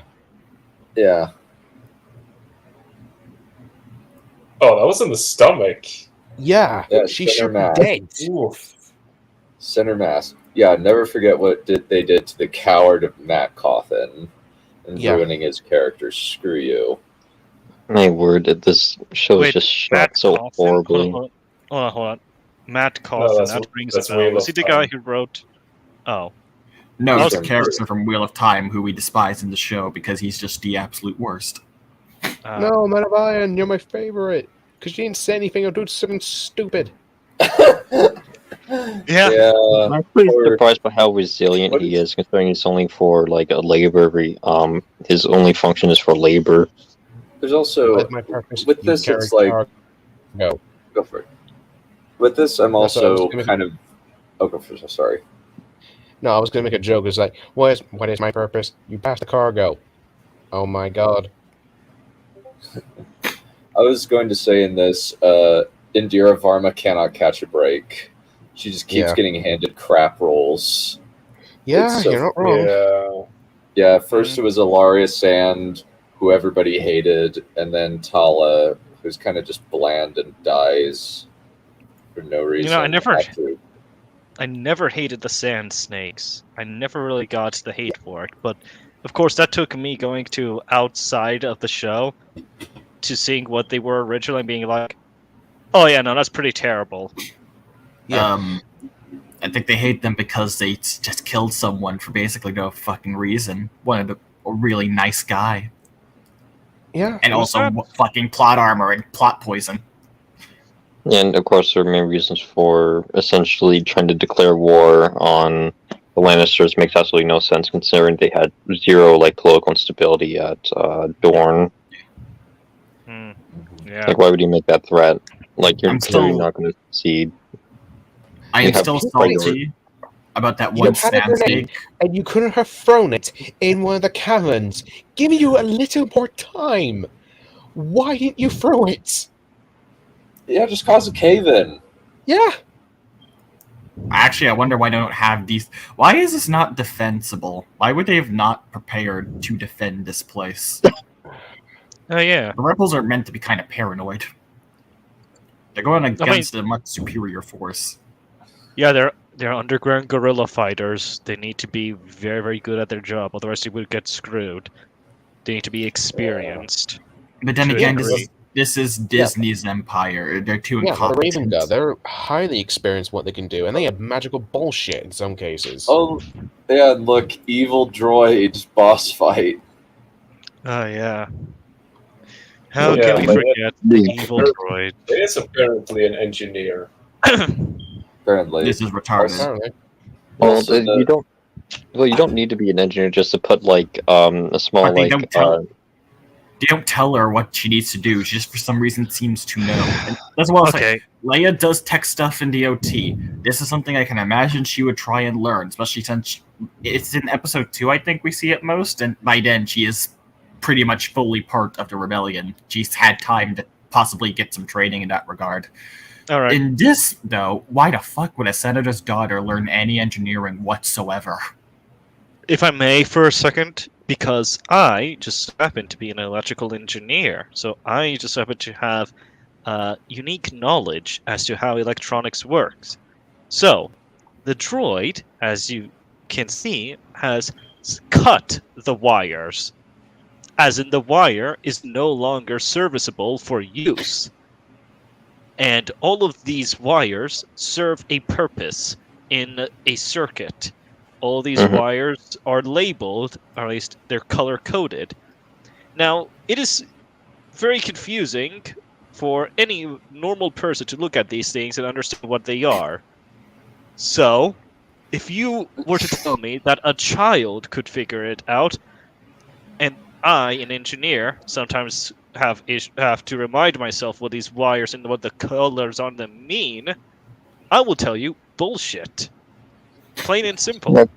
Yeah, it reminds me of I bypassed the compressor scene in The Force Awakens when you removing a part somehow fixes the issue. That makes no sense. Yeah. Yeah. And look at this mess. Yes, I do not believe... That's a death trap, kid. I might as well get away from there.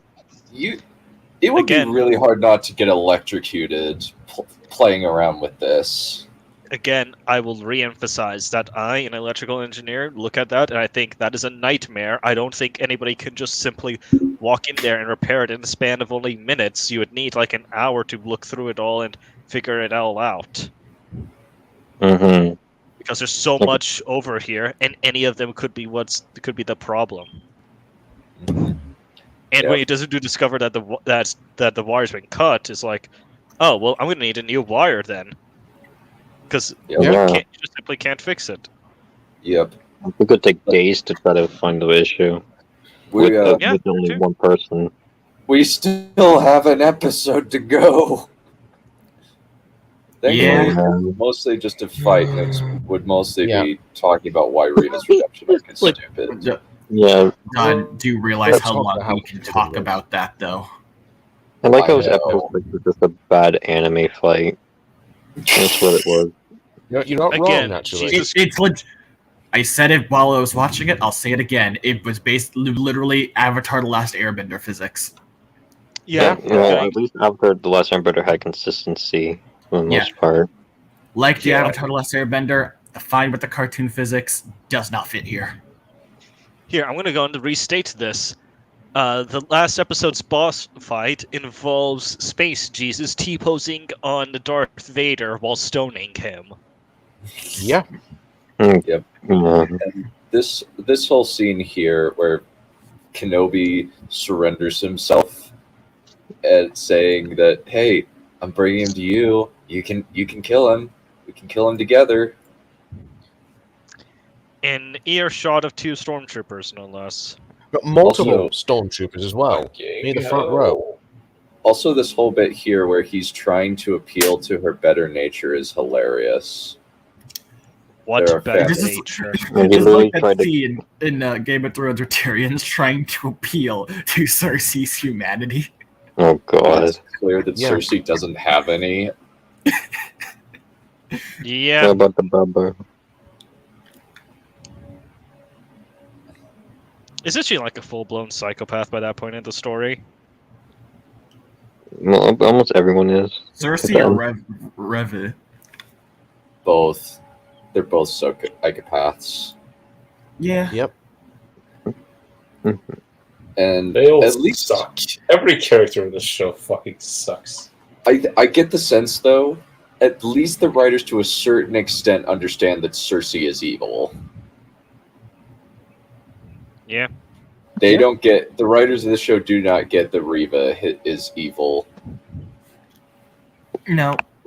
Because again, It's rather all of these writers are morally bankrupt themselves, and so they end up writing morally bankrupt characters.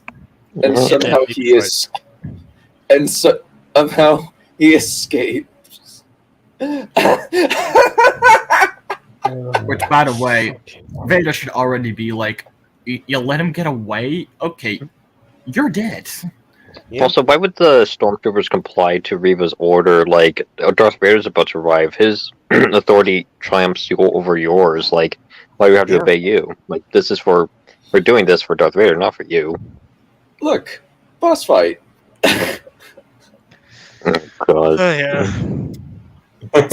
Man, I'm on the edge of my. I'm on the edge of my promise you. seat. And it took. I can genuinely, I could legit film a better fight scene in my backyard with my drone right now. Just have someone else control the drone and try and fuck with me. That'd be a better fight scene. And Also, why would the droid attack her all of a sudden? Why would he attack her? Like, It's a restraining bolt. It's an easy thing to find. I think she would have noticed. yeah, but like, why would the droid attack her for no reason? Because God. the droid got angry. The How? droid had a lapse in judgment. The droid had a lapse in judgment, Codex. And Raptor. No, it's because the droid is evil. That's why. Yeah. See, it's Because split. Yeah, but why Here's- didn't we start attacking her evil. beforehand, though? Skip, please. Yeah. And then because of that, we get to the part where it breaks Star Wars. Oh god, okay. Yeah, probably should have done this in Rogue One, buddy. Keep this going. Keep this going, done. End it when we get him ripping apart the ship. So I may just rip into it. Well, I have to pause for copyright. That's fine. Hey, remember when we were? Hey, I remember when I was watching EFAP react to this, and they pointed out this would have been a perfect time for Reva to attack Vader. Yeah. Yeah, I would have. That is Funny correct. that. And yeah, then, what's taking her so long? Also, why would Darth Vader come here alone? Like, you don't know if there could be anyone trying to ambush you. Also, like, they hid that, but who's piloting this? I have Did no you think idea. about that? But by the way, the second ship changed position completely. Yeah. Oh boy, you know what? The show is trying to convince us that it was in the smoke. It was not. I bet the at position it's in Moral right now, it cannot hide in the smoke. Yeah, spatial screw up right there. Well, so what's preventing Darth Vader from essentially just using the Force to try to like compel the starship from getting closer to him? Like it's not like the Force has any kind of like blocking mechanism. Like you can't really like force pull like an object that's in front of another object. That's not how it works. Like he could have just taken the other transport down. Yeah. Anyway, the Force in this Like, was they so chose- egregiously used. They It is chose to absolutely leave. atrocious. The people in the And transport then- chose to leave after Darth Vader was done destroying the other transport. They should have left as he was destroying it. Yeah. They just- And the people who write these shows don't really understand how much telekinetic strength they're giving their characters. Wait, Darth I Vader's want- meant to be powerful, and look at what he does in the OT. They're very small things. They're still large and still heavy. They're like the size of your head, but they're not a fucking ship. And not Which is only do you moving manage to away pull a from ship you. down, which by the way, we have seen before, and it's really, really hard. It's a thing to struggle with. Yeah. And you kind of need more than one. Not only do you pull it down, and you make it, you can feel how much power is going in that ship by how they film it, and he doesn't seem to be breaking much of a sweat. He then proceeds to start ripping it apart. These ships are meant to survive in fucking vacuum. They're fucking durable as shit. How the fuck are you ripping it apart? That is just... You can do that to a person. Yeah. No. You know what it else I would be wanted easier to to do this to a person. You want to hear? Here's something I wanted to point out about the scene. Man, I sure bet that Vice Admiral Holdo wishes her ship had autopilot. Yep. Boy, that made episode 8 pretty awkward, now didn't it? Well, And it then was this awkward to scene. start with. And then this scene. Which, This I'll is say so this, stupid. part of me enjoyed seeing Kim be just like, you fucking idiot. And she's reading. And she's reading. This is so funny. Why are you humiliating this poor actress by making her look stupid? Yeah. Also, this fight is dog shit, by the way. This is what I meant. This is what It I meant is. earlier when I said she chose that Deborah Chow chose to use wide shots that revealed how shitty the choreography is. This is that scene. This is the Here's the scene. thing. I mean, I'll say I this. don't think the white shots are even as bad as the shaky cam with the shitty editing. Yeah. Here's the thing. I like Vader using the Force to keep blocking her lightsaber, because that does seem within his thing to just be like pushing it around. But the second he gets the lightsaber, his choreography goes to shit. He's also very dodgy in this, which is not how he would fight at all. Yeah, he's a little more robotic. He's a rock, in his movement. that guy. Oh yeah. Try oh, spinning, this that's a good is trick. like- This was very stupid. Oh, I don't even get Darth- what's happening. I bet Neither do Darth I. Vader should have said, "You tried spinning. It was a good trick, but not enough to match the power of the Do you dark think they By keep the thinking the way, spinning is I a got good the trick because of impression- Grievous? By the way, I got the Yeah. impression that he broke the lightsaber in two. As did I. anyone else get that? Yeah. Oh Yeah, crap! he It's did. suspended. Crap! It's suspended for policy violations. Oh. Oh.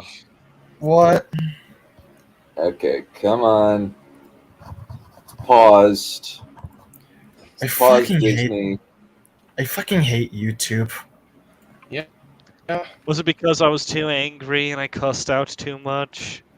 No, it's no. I just let it probably play for for long. copyright. You can't even play something without audio for too long, and you're talking over it. What a fucking bullshit This copyright. guy's transformative world, mind you. All of this is transformative. We can get away with this if we Yeah. wanted to, but it fucking takes down the Yeah. stream, and so we can't. Yeah. Oh well. Let's briefly stop, and then it's so annoying. We'll just jaw, I guess, until it comes back up. Yep. I despise YouTube copyright. It's so bullshit. I don't know why it's legal, but it's like.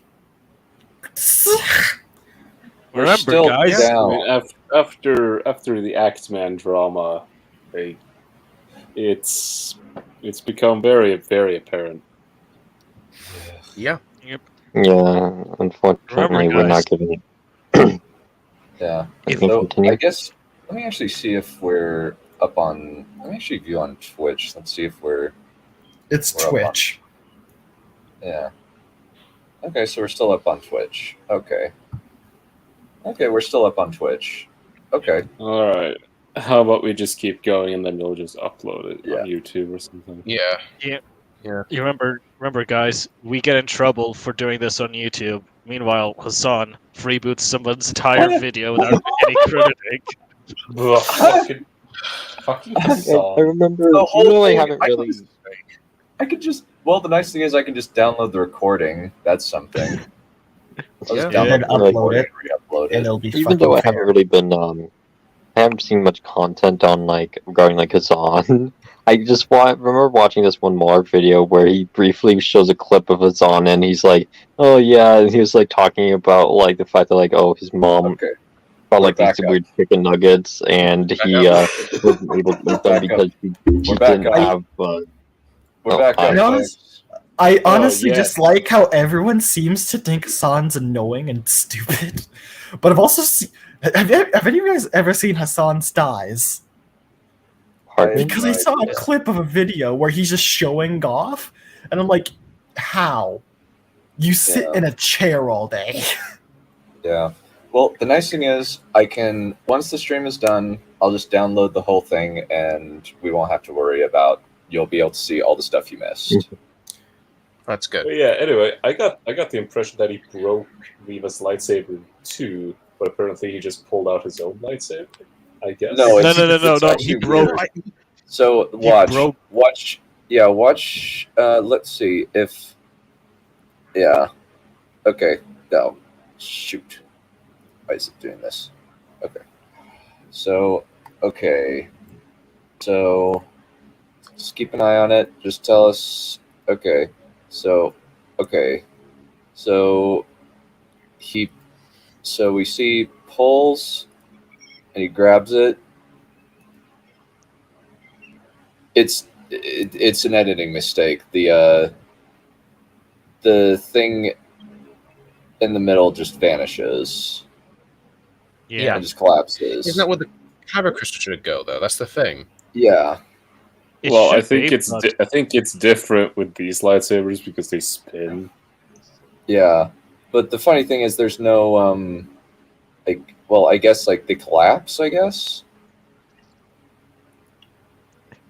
Yeah, Maybe? my assumption is just that there's two kyber crystals in there, one for each of the halves of the lightsaber, which is pretty stupid and inefficient, but whatever. But I do like that. But it does facilitate one thing about this fight scene that I really, really like. Just this little tidbit. Vader doesn't even pull out his. Screw off. Oh, what? We're pausing. Fine. We'll just keep going and we'll re-upload. All right. Why is YouTube being a tism? Because Why is YouTube being a fucking cunt? Is a better question. Yeah. Yeah. Yeah.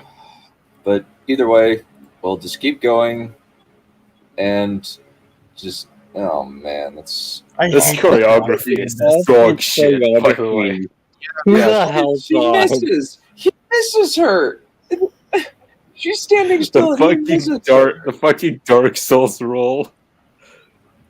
Not even that. It's just. Hold on, let me see it. Boom, boom, rolls, and she and what am I looking at? What was that? That was the worst. Dance routine, you guys doing a little dance. No, here's the thing. I think a 10-year-old playing. I think a 10-year-old playing with plastic lightsabers has better choreography than this. Yeah, they do.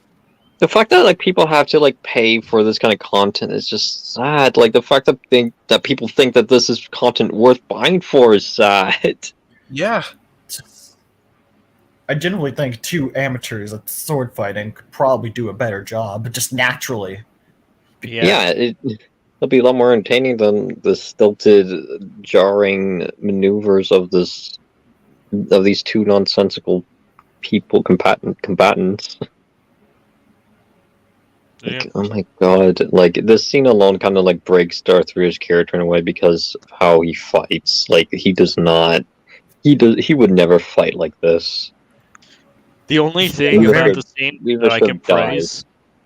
No, here's the thing. The only thing I can praise about this scene is that they portray Vader as being really above Reva. Like he is so high, but so much higher up than her that he doesn't even bother using his lightsaber. He doesn't even pull out his lightsaber throughout this fight. And it's great. That's the only thing about that I can say is good.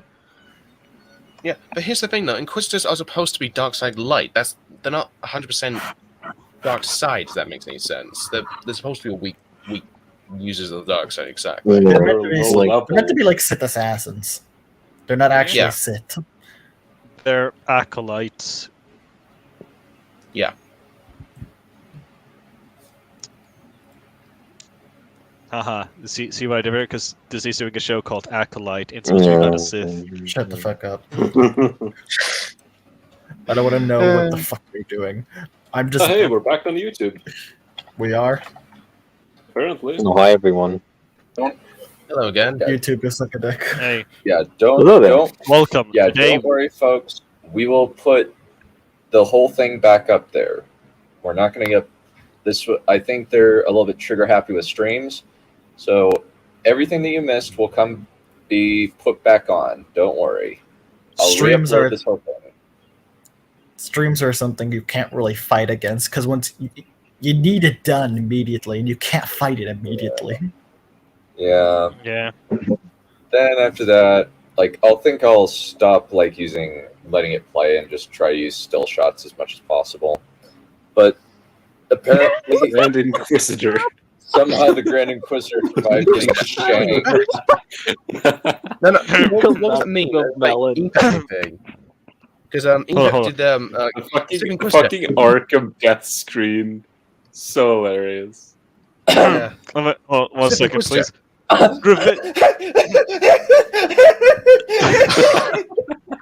Wait, what? And she survived this. No, she's dead. That lightsaber. No, she is. Yeah, she's dead. She's dead. She should be dead. Dude, that is just goddamn ridiculous. All he has to do right now is just lift the lightsaber up, and he just split her in half. She's done. Yep. Why don't they do that? In a world like this, where you have a species with two fucking stomachs that somehow helps you survive, why don't you ever just slice up? Like hey, that doesn't like even if you had an extra stomach to undergo proper she's already been stabbed once. Hey, yeah, he's firing. Wasn't there another scene similar to this where a villain has no reason to keep a hero alive, but then they decide to just give them a little flesh wound and then leave them over there? I don't know what you're specifically referencing. Does this happen too much? I was specifically referencing FMA. Do you remember the context of that scene though? What made that different from this one? Which scene are you referencing? Lust stabbing Roy through the stomach instead of, headshotting him. Do you remember the difference in context between those two scenes? I remember, yes. She was like, I'm just gonna let you fucking bleed to death after ripping his glove apart, so he's just pretty much bleeding, dying next to his friend who's about to also die. Yeah, do you remember how that works out for her? Yeah, it works out very badly. Maybe Vader should have, I don't know, thought twice about this before just leaving her there? I don't know. See, I actually have a very different scene in mind. It's in a film, and I believe it is actually the first time we actually see someone stabbed with a lightsaber. It was done by a certain Darth Maul against a certain Qui-Gon Jinn, who did not survive. Also, here's the other thing. Did you really believe I did not see it, youngling? Then why did you yes. kill How her do you then? remember that? Yes. There's more than just one black female in the world, in the galaxy. I think they all just knew, like, I don't know how the fuck she got actually in the Inquisitors, but I think they all just knew in her records this was just a girl, and they were just like, okay, we're just gonna let her in. Don't actually trust her with shit. We're gonna see how this goes. But yeah, then they trust her later on to participate in vital Jedi hunting missions. And somehow this guy survived because second stomach. Bull crap. That's stupid. Grand Inquisitor, Yeah, I thought like- you were dead. Well, I'm not. I got better. I got I love better. it. Like, I I'm love almost this done. explanation. I got shot. I got shot in the chest. Don't worry, I have 2 lungs, not just one. Thank It's God. a Yeah, somehow- panel. some of I the- thought you were dead. I was. Some of the stomach. Wonders for the will to live. For the will to Yes, live. exactly. Revenge does wonders for the will to live. What did you say, Reva? But also, I- again, just so say fucking he is a stupid. horrible miscasting for this guy. Yeah. I am very evil, by the way. It's not even if you're disintegrated. It's just Palpatine came back from double disintegration. Nobody is safe from being resurrected. Do you think Uncle Owen and Aunt Brew are gonna one day come back to life? You know what? Somehow, Uncle not Owen and Aunt surprised Brew me. came back. They come out as Not Force surprised ghosts. me at this point. Also, within the show as completely isolated from like the external media, like you would not understand how this guy managed to survive, even though the explanation is stupid. Like he just says that, like, oh, the revenge, hate for you managed to keep me alive. Oh, We forgot about this bit. More plot-induced stupidity from Bale. How do you ruin Bail Organa, an already nothing character? It's okay, done. He's off his meds. You know what? I've gone past that stage of anger and just gone straight over to acceptance. I'm just laughing at it That's how now chaos because if wins. I've been doing that since day one of this show. I knew it was going to be awful. I knew it was going to be bad. I didn't think it would be this bad.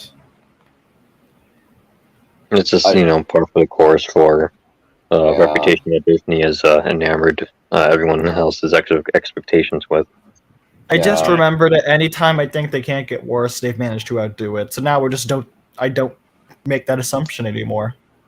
I must admit, though, I am expecting Wheel of Time Season 2 and Rings of Power Season 1 to be bad. God. But I am still going to be freaking mad when they are possibly worse than my expectations. It's Just gonna be set your- worse, Don. They don't get better. These things never get better. More equals worse. Could you imagine if, like, Andor is, like, the only good Star Wars show and nobody watches it because it's dealing with No. Andor? No, it'll also be shit. Andor's going to be bad. There's Nobody nothing cares to about It probably will, yeah. I'm not watching Andor. I'm not remotely interested in No. Andor. None of these shows have a chance with the way that Disney is handling things right now. Yep. They just They- keep getting away people with make- bullshit, and the fans just keep letting it happen. They never call it out. They never complain. They never say a demand for better. They just keep asking for the same exact shit over and over again, and it's getting old. It's stale. It's annoying. But we're never going to get anything better than this crap as long as the fandom just keeps eating it up. Yep. Well, This is why let's examine the plot-induced stupidity with this little scene, and then talk about I'm how gonna head off. this It's a little bit late for me. I got work in the morning. Okay. Okay. Alrighty. So, No problem, man. Have a good night. no problem. Alright. Okay, if I say one thing, fuck this show. Just my last word on this. Star Wars is dead to Wow. me. Thank you, Disney. Okay. You ruined my favorite Codex. franchise. And go fuck Tell us yourself. how you really feel. Yeah, I feel like this is appropriate. Fuck you, fuck you, fuck you, fuck you, fuck you, fuck you, fuck you, fuck you, fuck you, fuck you, fuck you, fuck you! Yeah. Why is that in context to them saying "fuck you" to the Lorax? He hated the fact that they showed the face of the guy. Well, either way, catch you all later. Bye. Have a good day. Yeah. Bye. Take care. I thought it was fine to show the face. He was young. He's younger, you know. Lorax is a good movie. Go watch it. It's the Illumination one. What? The one made by Illumination. Is that the one you're referring to? It'd be good. Is there more than one Lorax? Yes. Yes. Like there's a 2D animated one. There's a 2D animated one. Then there's a 3D animated one, which is really bad. I don't think the 3D one was good. Hey guys, remember when they decided to remove a Dr. Seuss book from publication and crap because it had the word Chinaman in it? Based Dr. Apparently, Seuss. Yeah, Dr. Seuss was based. Yeah. Yeah. Well, here's the thing. I don't even know. Do my eyes look weird? I shine? Yeah, honey, he has eyes like Chinaman. The only good joke in Million Ways to Die in the West, by all accounts. Which we should watch that as part of the Bad Comedy Month. I guess. Another fun fact about Dr. Seuss is that it was also the first instance where the word nerd appeared in any form of literacy. Yeah, it was originally written in a Dr. Seuss book. It had no previous archaic roots within Latin or Greek. Interesting. But yeah, what I was trying to get at is that I don't even know why the word Chinaman would be offensive. It's it is a description. This is a Chinese man. And it doesn't have any connotations. Yeah. I also don't understand this. It's I've seen this be the case. People just think Chinaman's a slur. And it is actually described, according to Wikipedia, it's an ethnic slur or pejorative term. Mm-hmm. But yeah, and I don't get it. Me neither.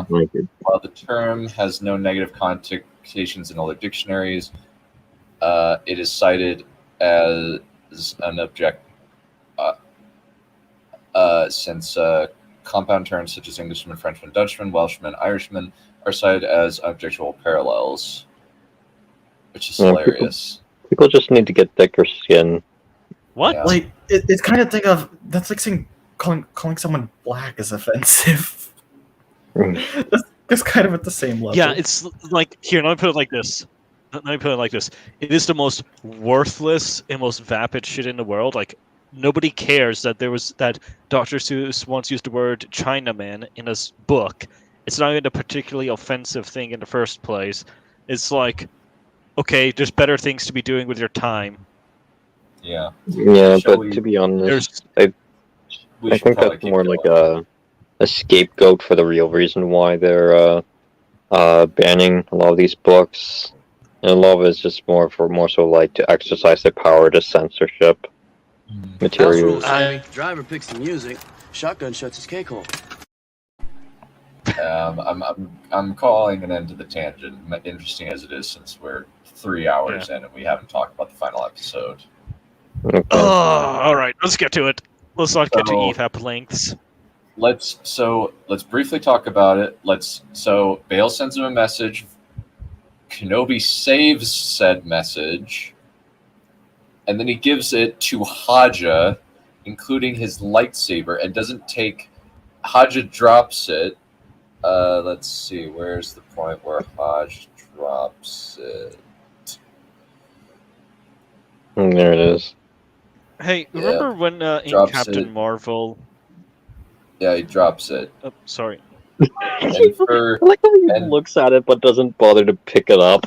And then because of this, Reva finds it, and it's damaged, but she finds all the pertinent information on it. Yeah, That is again, one of the most convenient, contrived things I've ever seen in recent media. I'm not being hyperbolic. Let's go down All the the events that led to Reva realizing where Luke Skywalker is. It was one of the most baffling things I've witnessed. So Also, first, remember. Okay. I was going to say who goes first? Me. this also. Let's look at the information presented via subtitles. She finds it even in the original message. There is nothing to say that there's anything to do with anybody important. Darth Vader is not mentioned. Yes. Okay. If he's found you, if he's learned of the children,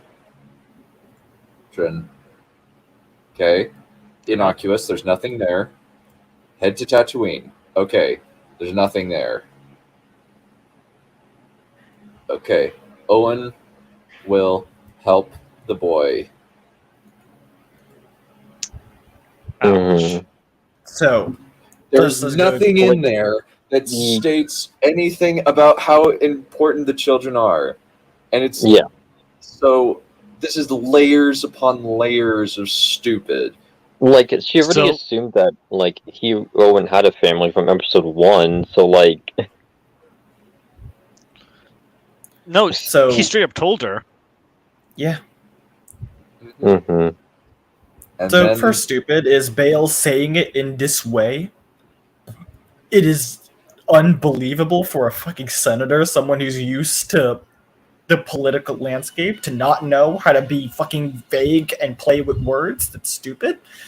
Also, and then somehow she teleports to Tatooine. Mm-hmm. Yeah. There is no other explanation. She teleports to Tatooine while the chase with the Empire is happening. With what ship? Yep. Also, look, she wrapped a Band-Aid around her hot as the sun gut wound. No, we don't even need to go there, it is it's straight just, up a plasma. It's a plasma wound. It's just cauterized, and that's bad enough. It is. Also, like, this is kid on a playground playing at being injured logic. Yeah. No, her abdomen has been destroyed. It is severely damaged. She's not going to be able to move. She's been stabbed twice! In the same area, no less. Like, she's gone. I'm curious to She know. didn't receive. Yeah, she doesn't receive any medical attention after this, so she's gone, just straight up.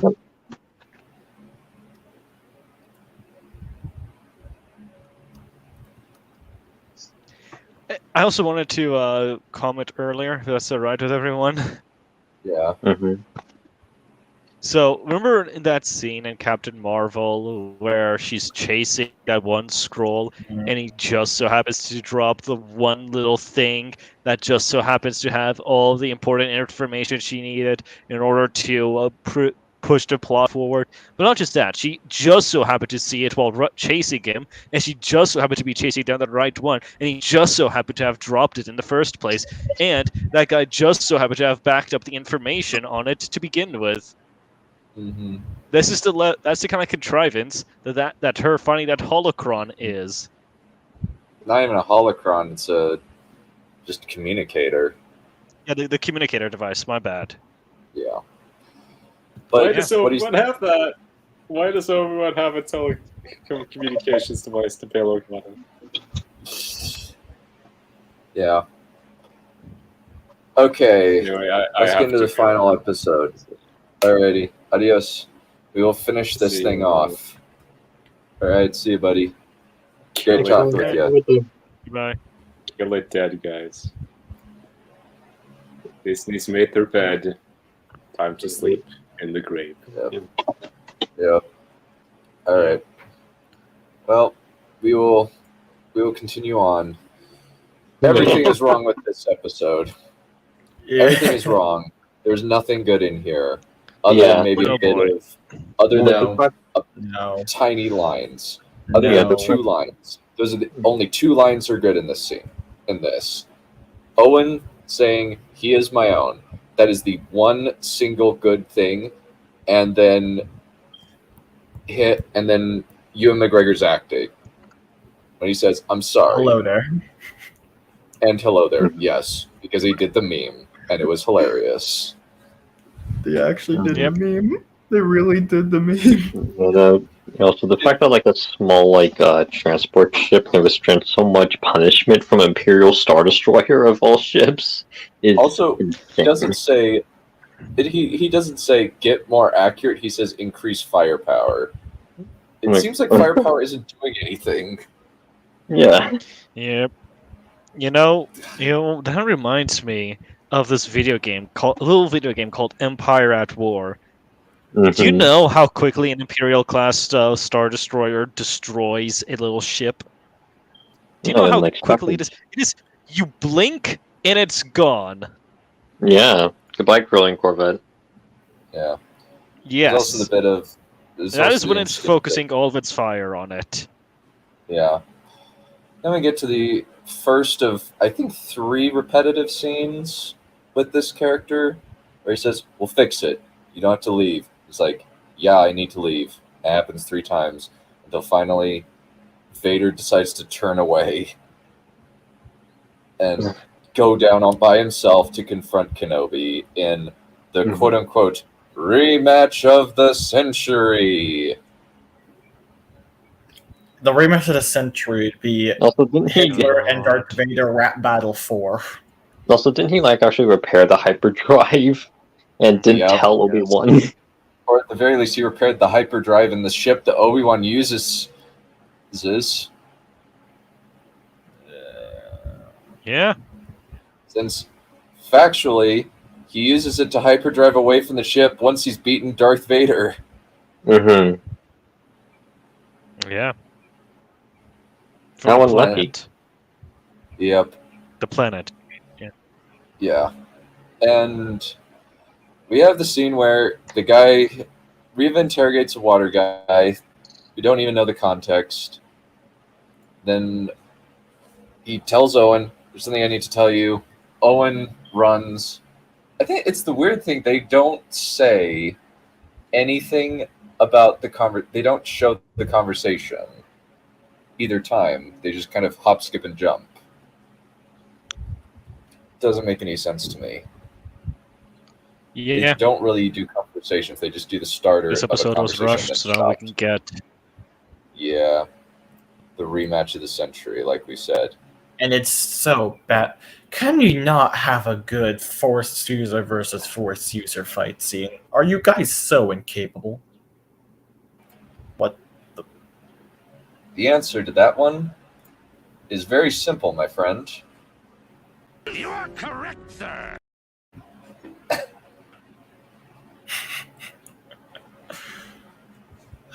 Old Disney. Yeah. After that, we have and then while this is happening, Owen and Beru act like idiots, or at least Beru acts like an idiot, and somehow her stupidity is contagious.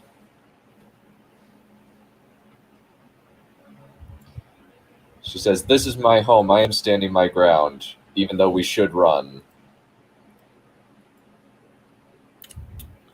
Ben is gone. Whose fault is that? I just Not can't his. find him. Yeah. Yeah, and she just grabs a gun. So, she's an idiot. Where? In the desert? Yeah. Or set up an ambush.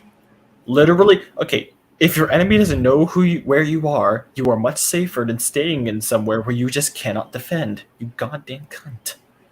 She's just stupid. Also, the Grand Inquisitor points out that Vader is being an idiot by saying, "You should be. Why are you going after that one that escape craft?" Also, where did that escape craft come from exactly? I don't fucking know. It's just... Oh. No, bull. Bull crap. No way. Well, apparently the size of middle- that space shuttle is a relative, I guess. Oh my gosh, the show is so dumb. Like, this is basic. This is so basic. And it's such like an easy problem to fix. Just make the transport ship bigger. Like It's so large, and a ship that small has hyperspace capabilities. That's idiocy. That is so dumb. That is so. Also, was he left? I think so. Yeah. He died. Yeah. No. And continue the pursuit of the insurgents. Yeah, they should. They don't, though. Wipe out this network in its entirety. How do you know that? Yeah, how does he know that? Yeah. Also, you don't know that it's the entire network. It's actually very unlikely that that's the entire network. Yeah, like if it's Also- an actual threat that you view as potentially damaging for your regime, I highly doubt that everyone involved would fit in a small transport ship. There's also the issue of where are your TIE fighters? Yes. Yeah, that's what I pointed out when we first watched it. Like, why didn't he just send the TIE fighters for the transport ship? Why was he fully diverted all of his attention to Kenobi? That makes no sense. Like, you also want the other passengers too. Like, one of them includes Leia, who I imagine Darth Vader could sense with the Force. Perhaps. I don't think he would. He doesn't sense. I don't think he doesn't really sense her in New Hope. So I'm. Yeah, fair enough. So that's. I guess it only happens if you're actually active in the Force is when you become Force sensitive to other Force users. Yeah, that makes sense. I was just thinking he doesn't have a connection with her.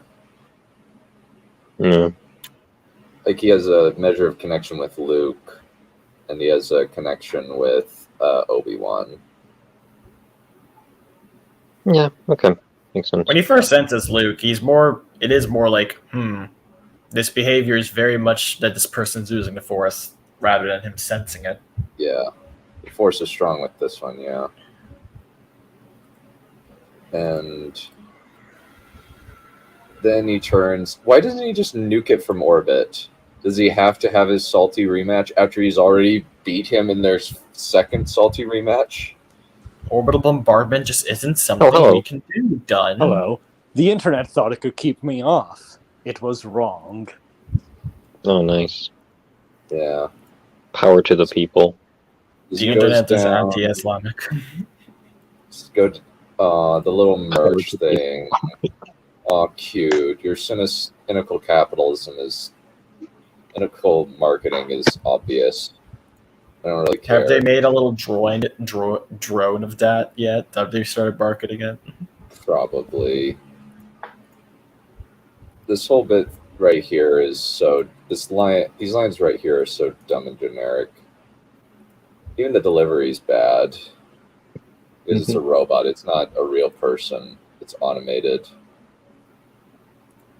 Have you come to destroy me? You are the person you followed him here, you moron. It's just completely redundant from what we've previously seen. The dialogue has nothing, and why would he say it? Obviously, he knows that, yes, that's obviously his intention. Yep. Why explicitly make that known? Again, that's another instance where the writers are essentially just wanting to make things as obvious as possible for the viewers because they view them as dumb as they are, essentially. Yep. Or as dumb as they actually are. You know, I think that line passed me because of how done I was with any of their dialogue. I will do what I must. Hold on. And he does the pose. He does the pose. The L pose. Yeah. Actually, I wanted to point out something. because this is one of the scenes I was talking about where people will take the smallest little tidbits that make no sense out of context or is just added in context, and they will try to find extreme depth and meaning. So somebody said last time, and in the about to fight, he says, "You will try," and in this thing he says, "Then you will die." And that person tried to tell me that was supposed to be representative of Darth Vader's character arc, because he goes from not being very confident from before to being very confident now. How does The that? battle of baseball bats. I didn't really view that line initially, like, "Oh, you will try," as like an instance where he wasn't as confident.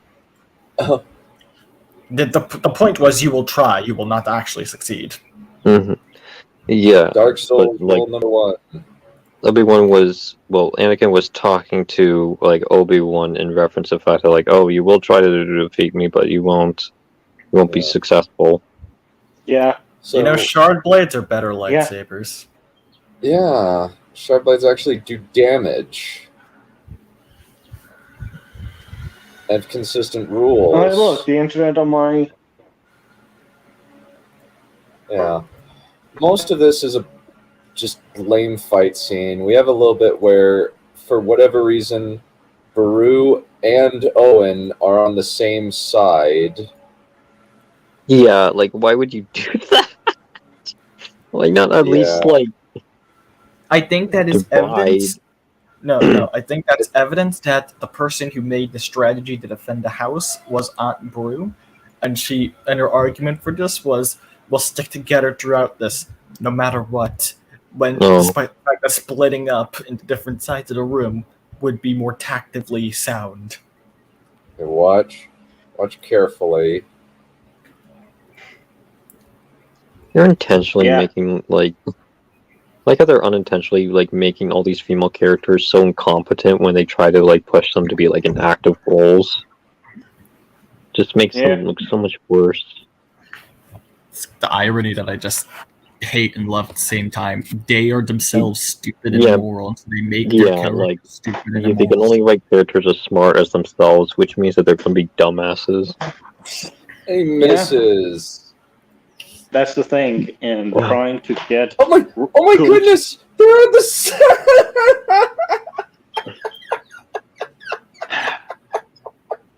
This is ridiculous.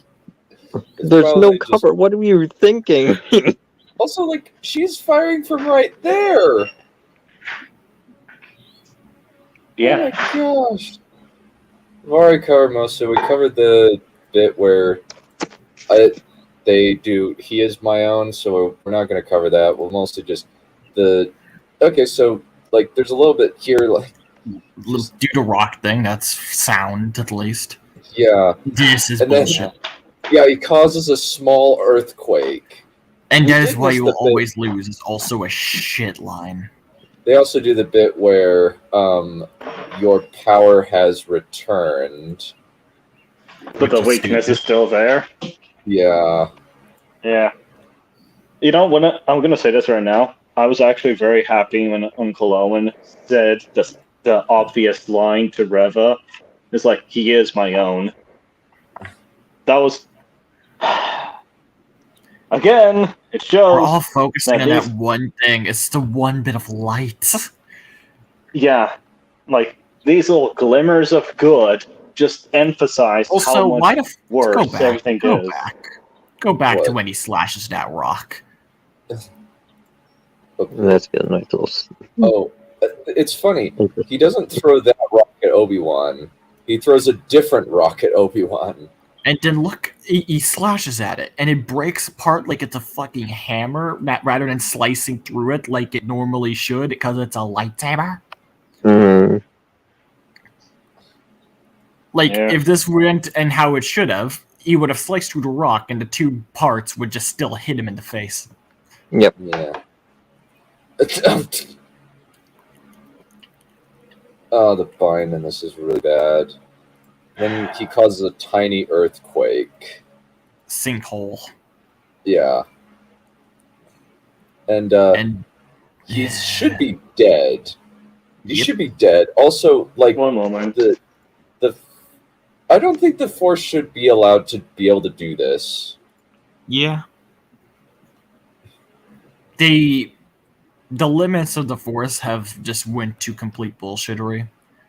Yeah, especially in this. This is the most BS it has ever been, aside from maybe a little, aside from Rise of Skywalker. Rise of Skywalker remains the topper. Yeah. It was pretty stupid in Last Jedi where she lifts all the rocks. But that happens here too. Yeah, but the Force wasn't really used that much in the Last Jedi. It wasn't. Yeah. What little there was still shit. Yeah.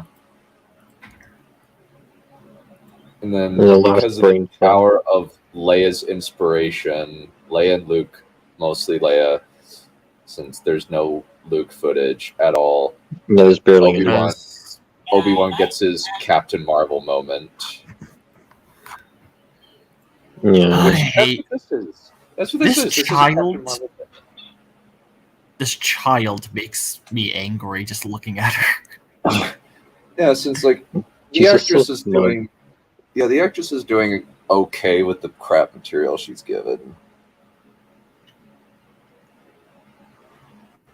I think that she's probably going to do okay stuff. Since honestly, I think she's about as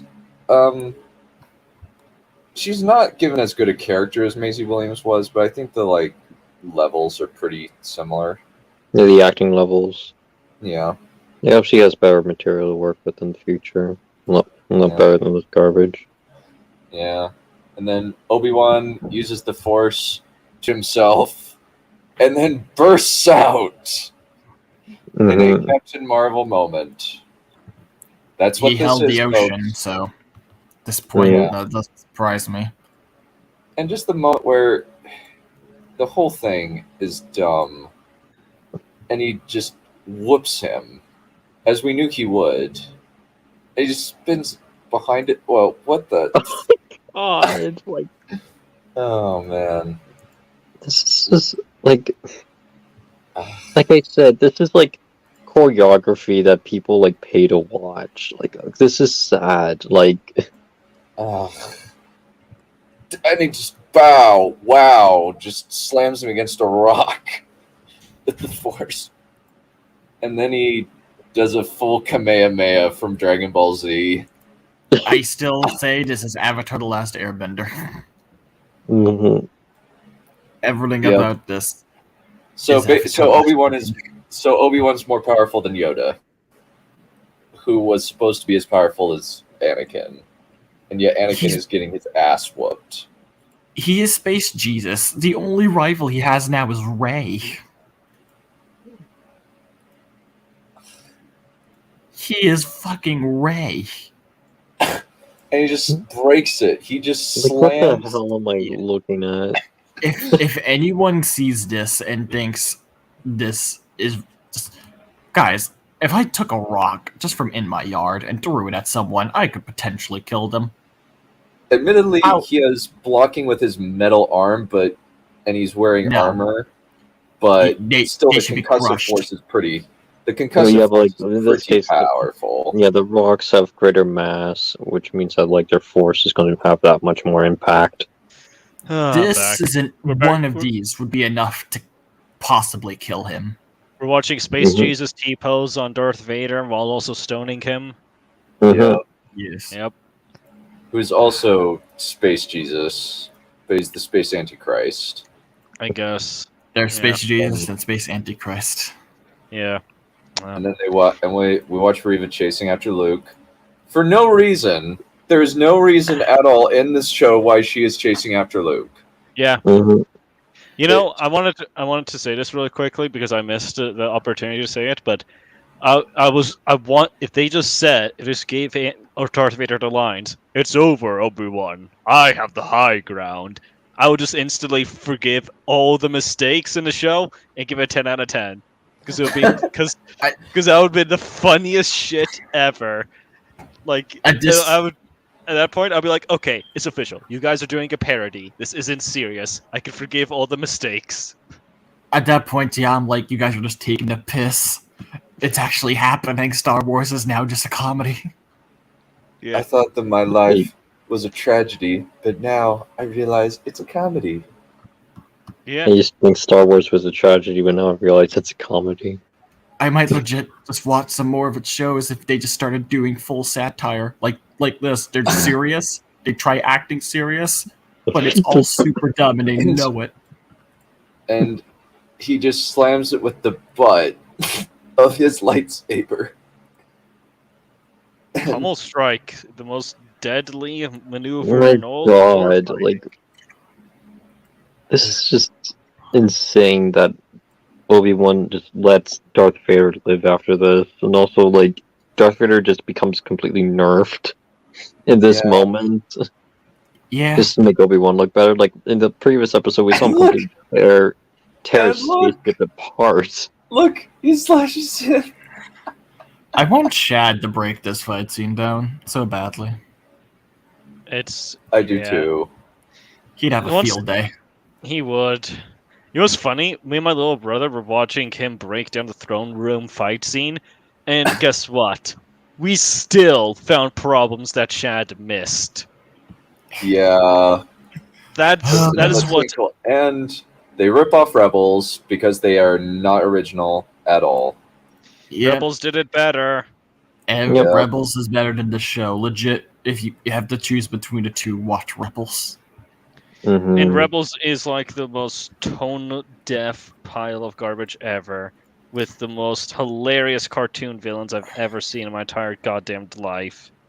It's not a very good show, but it's still better. Yeah. Even Bad try Batch is better. really Even Bad Batch hard. is better than this. Yeah, they try really hard to make this dramatic with Hayden Christensen being in the mask and this whole visual that they stole from Rebels because they have no original thoughts in their head anymore. I mean, at the same time, though, I would be very disappointed if they didn't do this. I know it would be them ripping off Rebels, but it's the obvious thing to do in this scene. You kind of have to do it. No, you don't. There's other ways. I guess. I did see somebody say there's symmetry. Obi-Wan sliced the left side. Ahsoka sliced the right side. Shut up. But only Luke could reveal Anakin for who he was. Holy fucking shit. You see, that again, that's what I was talking about earlier, with these people looking too far deep into it. That was not intentional in the slightest. They just needed to do an opposite side, man. Yeah. Because otherwise Like- they would legit be too much in the copying zone. Yeah. It's not that deep, you guys. Stop looking so far into it. My god. It's like, you know how people complain about us nitpicking, taking the smallest things and complaining about it? So what is that exactly? When you take the smallest things and then you praise everything shit out of it, when those things could have easily just been done by accident. Yeah. Steelman? Like, I think it's even worse, because at least nitpicking has some merit to it. Yeah. The point of a nitpick is it has merit, but it's like a legitimate thing. It's just not. Yeah, it's just not It's relevant. not- yeah, it's not. It's not going to ruin everything. Yeah, it's not going Yes. to. I guess it's alter, called like, a neat. It's called a neat pick. yeah. Well, no, I think a neat pick is when you have a legitimate neat pick- thing that you praise. This is not even that. Yeah, like. Very This small is, thing this that is you just praise. plagiarism. This is plagiarizing an already really flawed thing and making it worse somehow. Because Vader was not incapacitated by Ahsoka. He was incapacitated here. I think the logic behind it is because Obi-Wan Kenobi damaged his respirator system. Because he Which does is have stupid. Yeah. I'm sorry, you just survived a bunch of fucking boulders being thrown at you, but you're telling me that stupid little lightsaber getting punted in the middle is going to break that? Fuck you. Also, the lightsaber... yeah, technically the lightsaber is after he gets hit with rocks. Yeah. It's before he gets hit with more rocks. This bit is so dumb. You didn't They kill could have just left it that, oh, you didn't kill Anakin Skywalker, and he shouldn't have elaborated, because everyone would have inferred what he was implying. Like, it's quite obvious. We don't need everything to be spelled out for us. We're not children. Do you know what's even sadder than that? Is that this is the justification for why Obi-Wan Kenobi says that Darth Vader killed your father in A New Hope.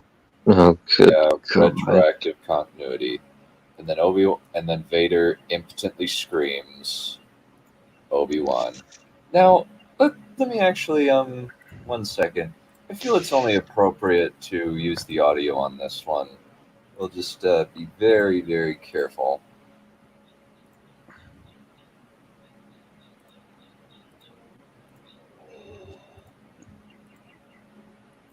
Pause every second.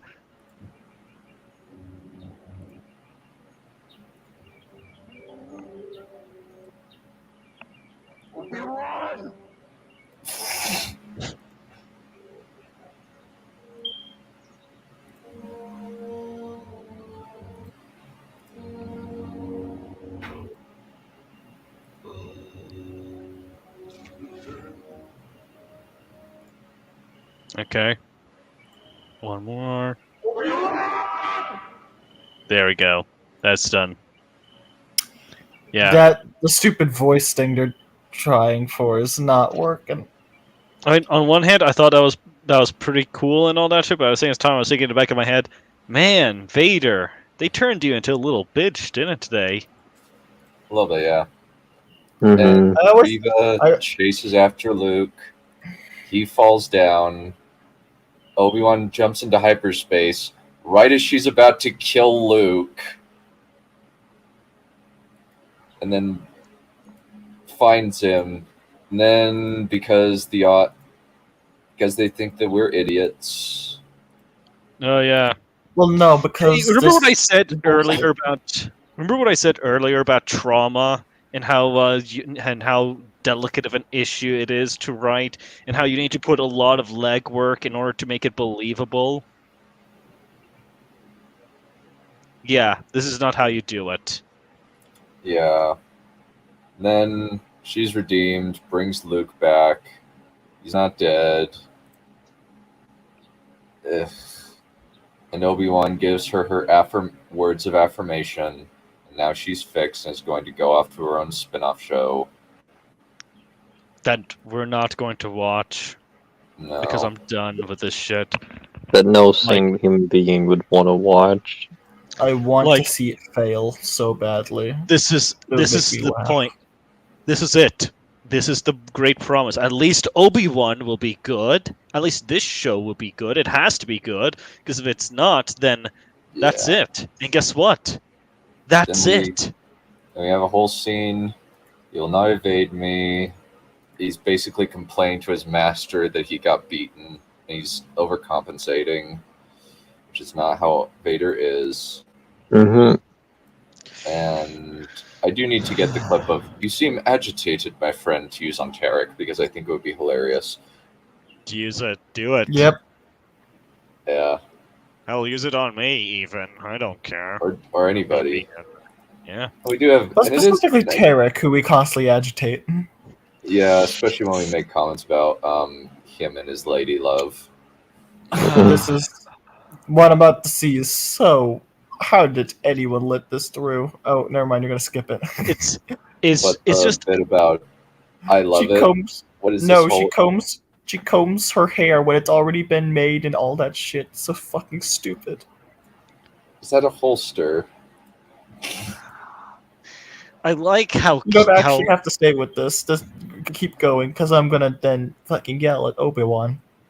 Yeah, for coming back to Alderaan. I love it. Oh gosh. I like how cute. Things. I like how. Go for it. Sorry.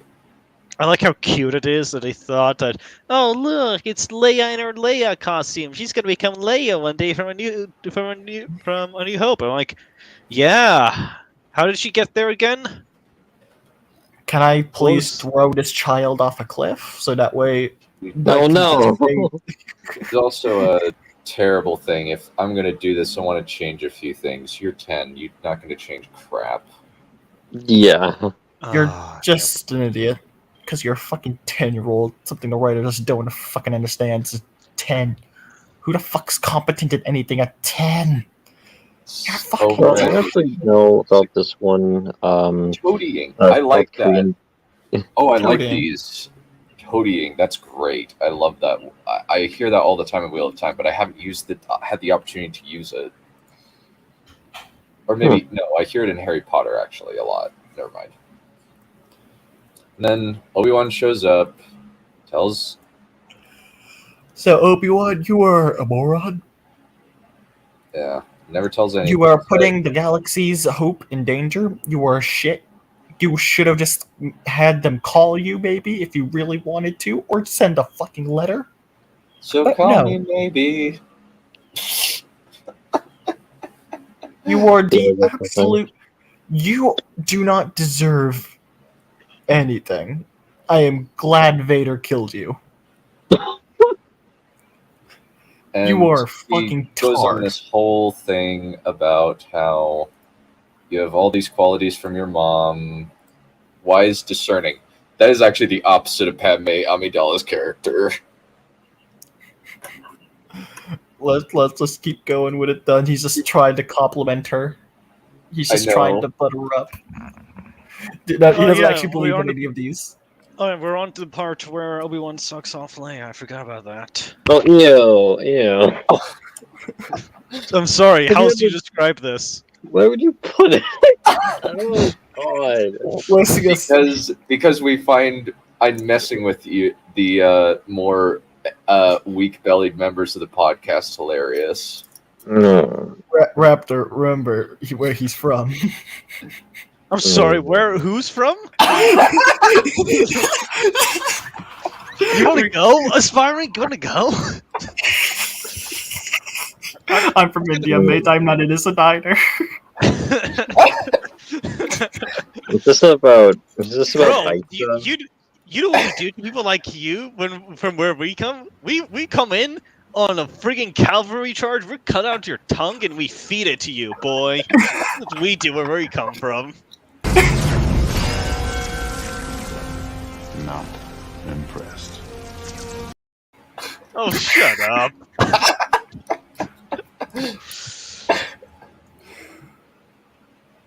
Should that go in highlights? Yeah, probably. That is going in highlights, probably. And then he talks about her dad. It's not accurate. None of the descriptions of the characters are accurate. Padme's actually really, really dumb. Like, that's just a fact. She marries Anakin Skywalker as a sociopathic 19-year-old who's clearly emotionally unstable after 3 days. Yeah. Man. Well, he goes off. He packs up his stuff, leaves, says, let him be a real boy. Let him be okay. Just let him do nothing. Here we go. Say the line, Obi-Wan. Mm-hmm. Hello there. Unironically, my favorite part of this entire fucking show. You know what? I think people who generally do like this show would agree. Yeah.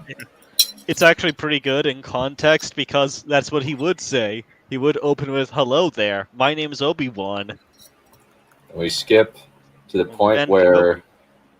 I'm just glad there's another clip for memes. Mm-hmm. Oh, God. Then we have Liam Neeson show up. No. Apparently, Obi-Wan spent 10 years not doing anything. I'm not gonna A lie. long way to go.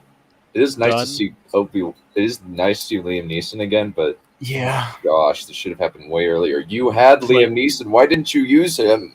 Play the rage clip. Play the rage clip now. Even my dead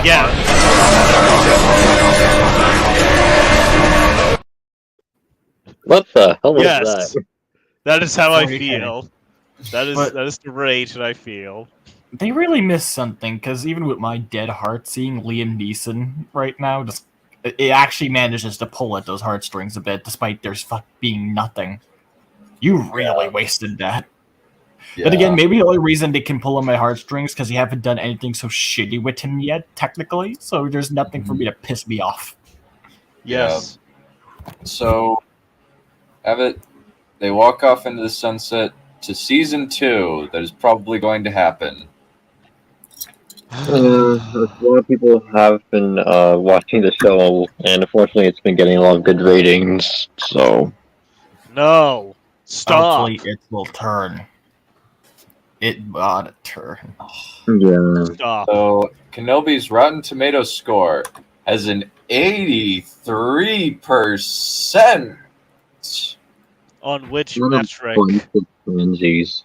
And then the average audience score is 63. It should be lower.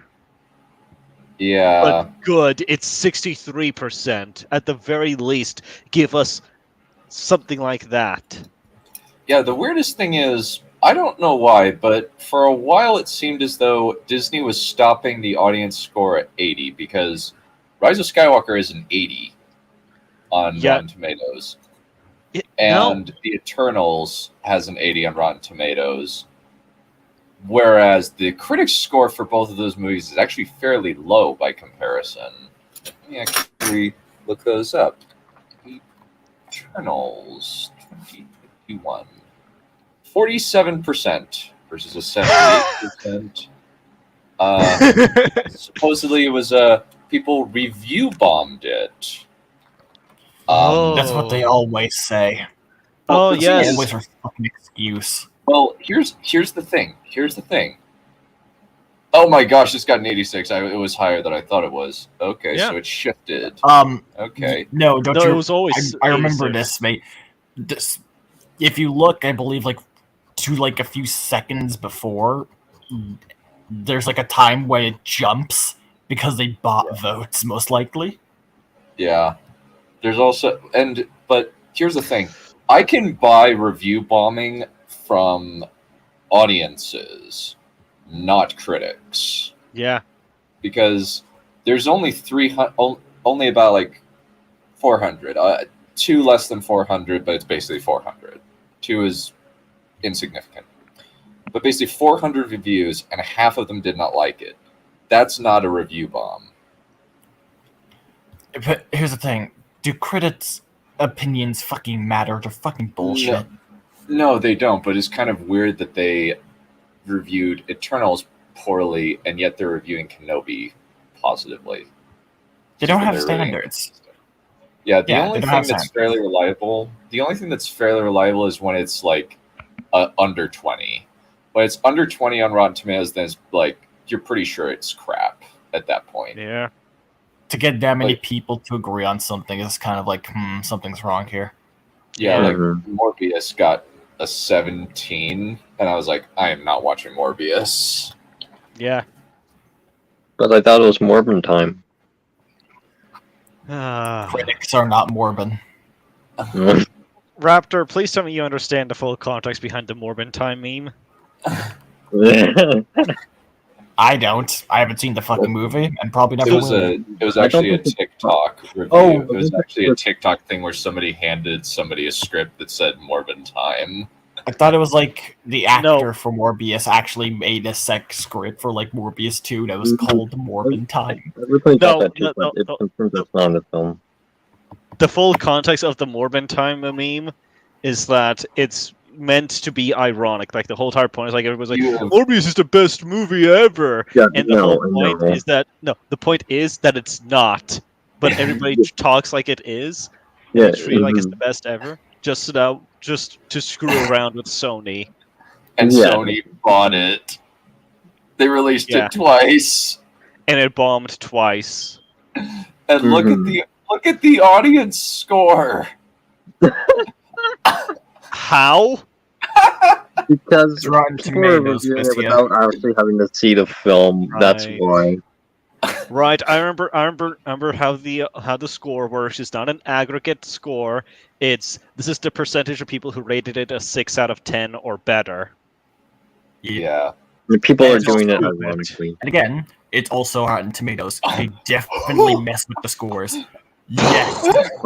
Yes. Dude. Dude.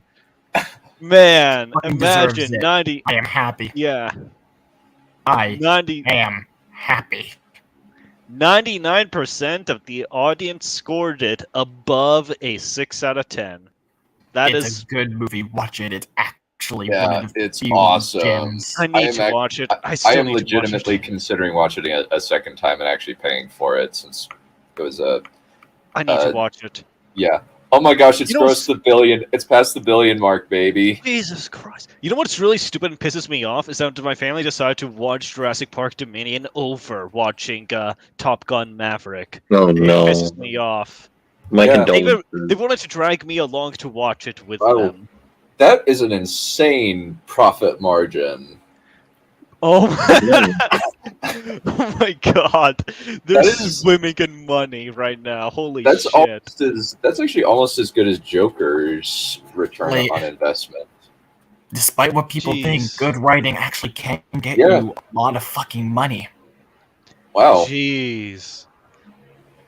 It Oh. cost 70 million at the highest end, and it made $1 billion. 1.74 billion. Yeah. Damn. Money, good writing can make money. You fucks. How about you try What? investing in it? How? How is that possible? How is this possible? Wait, what? Aaron Kruger, the writer of the worst Transformers movies, was part of the screenplay team to write this. It was probably I guess the he probably wasn't involved. Yeah, Eric You- Warren you Singer didn't- and Christopher McCoy probably overruled him. How? How? That does not make any sense to me. I guess no, it's in screenplay is the story, correct? It's the Yep. writing. The screenplay's the writing, and the story was by these two, but the screenplay was written by these three. It's specifically like, and Christopher McQuarrie is really good, and he's working with Tom Cruise for a while. Though he somehow did The Mummy, which sucked. I don't know. I blame the studio for that one. It wasn't his fault. But yeah, I am so happy that this is going to be. Oh, hi, this is the Clint. highest movie of all time. It is? More billion out of 10. That's funny. Well, we're at 3.5 hours. Think we're good to go. We're done. Have breakfast and No, I thought you were done. or four. It's Yay! almost 4. The joke But I is guess- the joke. The dun joke. Let the dun jokes flow. So, Done and done. Yeah. You need to So get that clip done, actually. probably, but I feel like it's only appropriate to end on the best Vader scene of all time, at least in the Disney stuff. So, Yeah. I'll see you guys. We'll Peace see you out, guys everyone. next time. Take care. Bye. We'll probably be doing the. I think that next Monday we're going to be talking about the Jon Snow show. I'm not gonna be involved in that shit. I'm not touching it's games. just- Hey, I thought you said it was fake, man. I wish it was fake, but apparently it's been in It's been in development for at least a year. Yep. You well. lied to me. It's real. How dare you? Give him his well. fucking sword. Yeah, at least he'll be able to take his sword this time, because he's he's an exec producer, I imagine, on this, since it's his idea. Good. Hopefully he can steal it like Ryan Reynolds. Yeah. Yeah. Well, good evening. Thursday? Not Thursday. I unfortunately have stuff Thursday. Actually, no, I don't have anything Thursday. So maybe we'll do the Jon Snow show stream on Thursday. Oh, great. We'll do that. There's not much to say. It'll probably be just where the options that they could possibly go, a la Mr. What's his face? Lucifer means Lightbringer. Did some interesting stuff, but did something that I would kind of like to kind of go off of and take a look at the setups and kind of examine how this type of thing usually goes. I don't believe that we won't have to really worry about woke crap being in this show, even though it is HBO and HBO is responsible for the travesty that was Watchmen by all accounts. Like most people seem to hate Watchmen. At least like people I respect hate Watchmen. And I just haven't engaged with any of it since I just thought this looks stupid and cheap. And when the Dr. Manhattan thing came out, I was like, I was right. This looks stupid and cheap. Maybe we'll do that at Thursday, since unfortunately, since I don't have to take my sister in, at least Friday. It's going to be weird, but we will figure it out. Don't have anything tomorrow. We are going to be doing the Phantom Menace original idea, since it's actually going to be interesting to compare and contrast, since weirdly the story is better, but the dialogue is worse because apparently George Lucas doesn't know how people talk. Yeah. Avoiding woke like a minefield today. Yeah. Well, at least like if it's going to be bad, I don't think that Snow is going to be bad because it's woke. It'll probably be bad for other reasons. It won't have the woke talking points, at least, because it's a male main character, male showrunner, and it doesn't seem like he's that. And he seems like he's at least fairly based. And even like any problems that come after it are probably not going to be anything related to, are probably going to be holdovers from season 8. So, anyway, let's call it good there. Adios, my friends. Have a good day, everyone.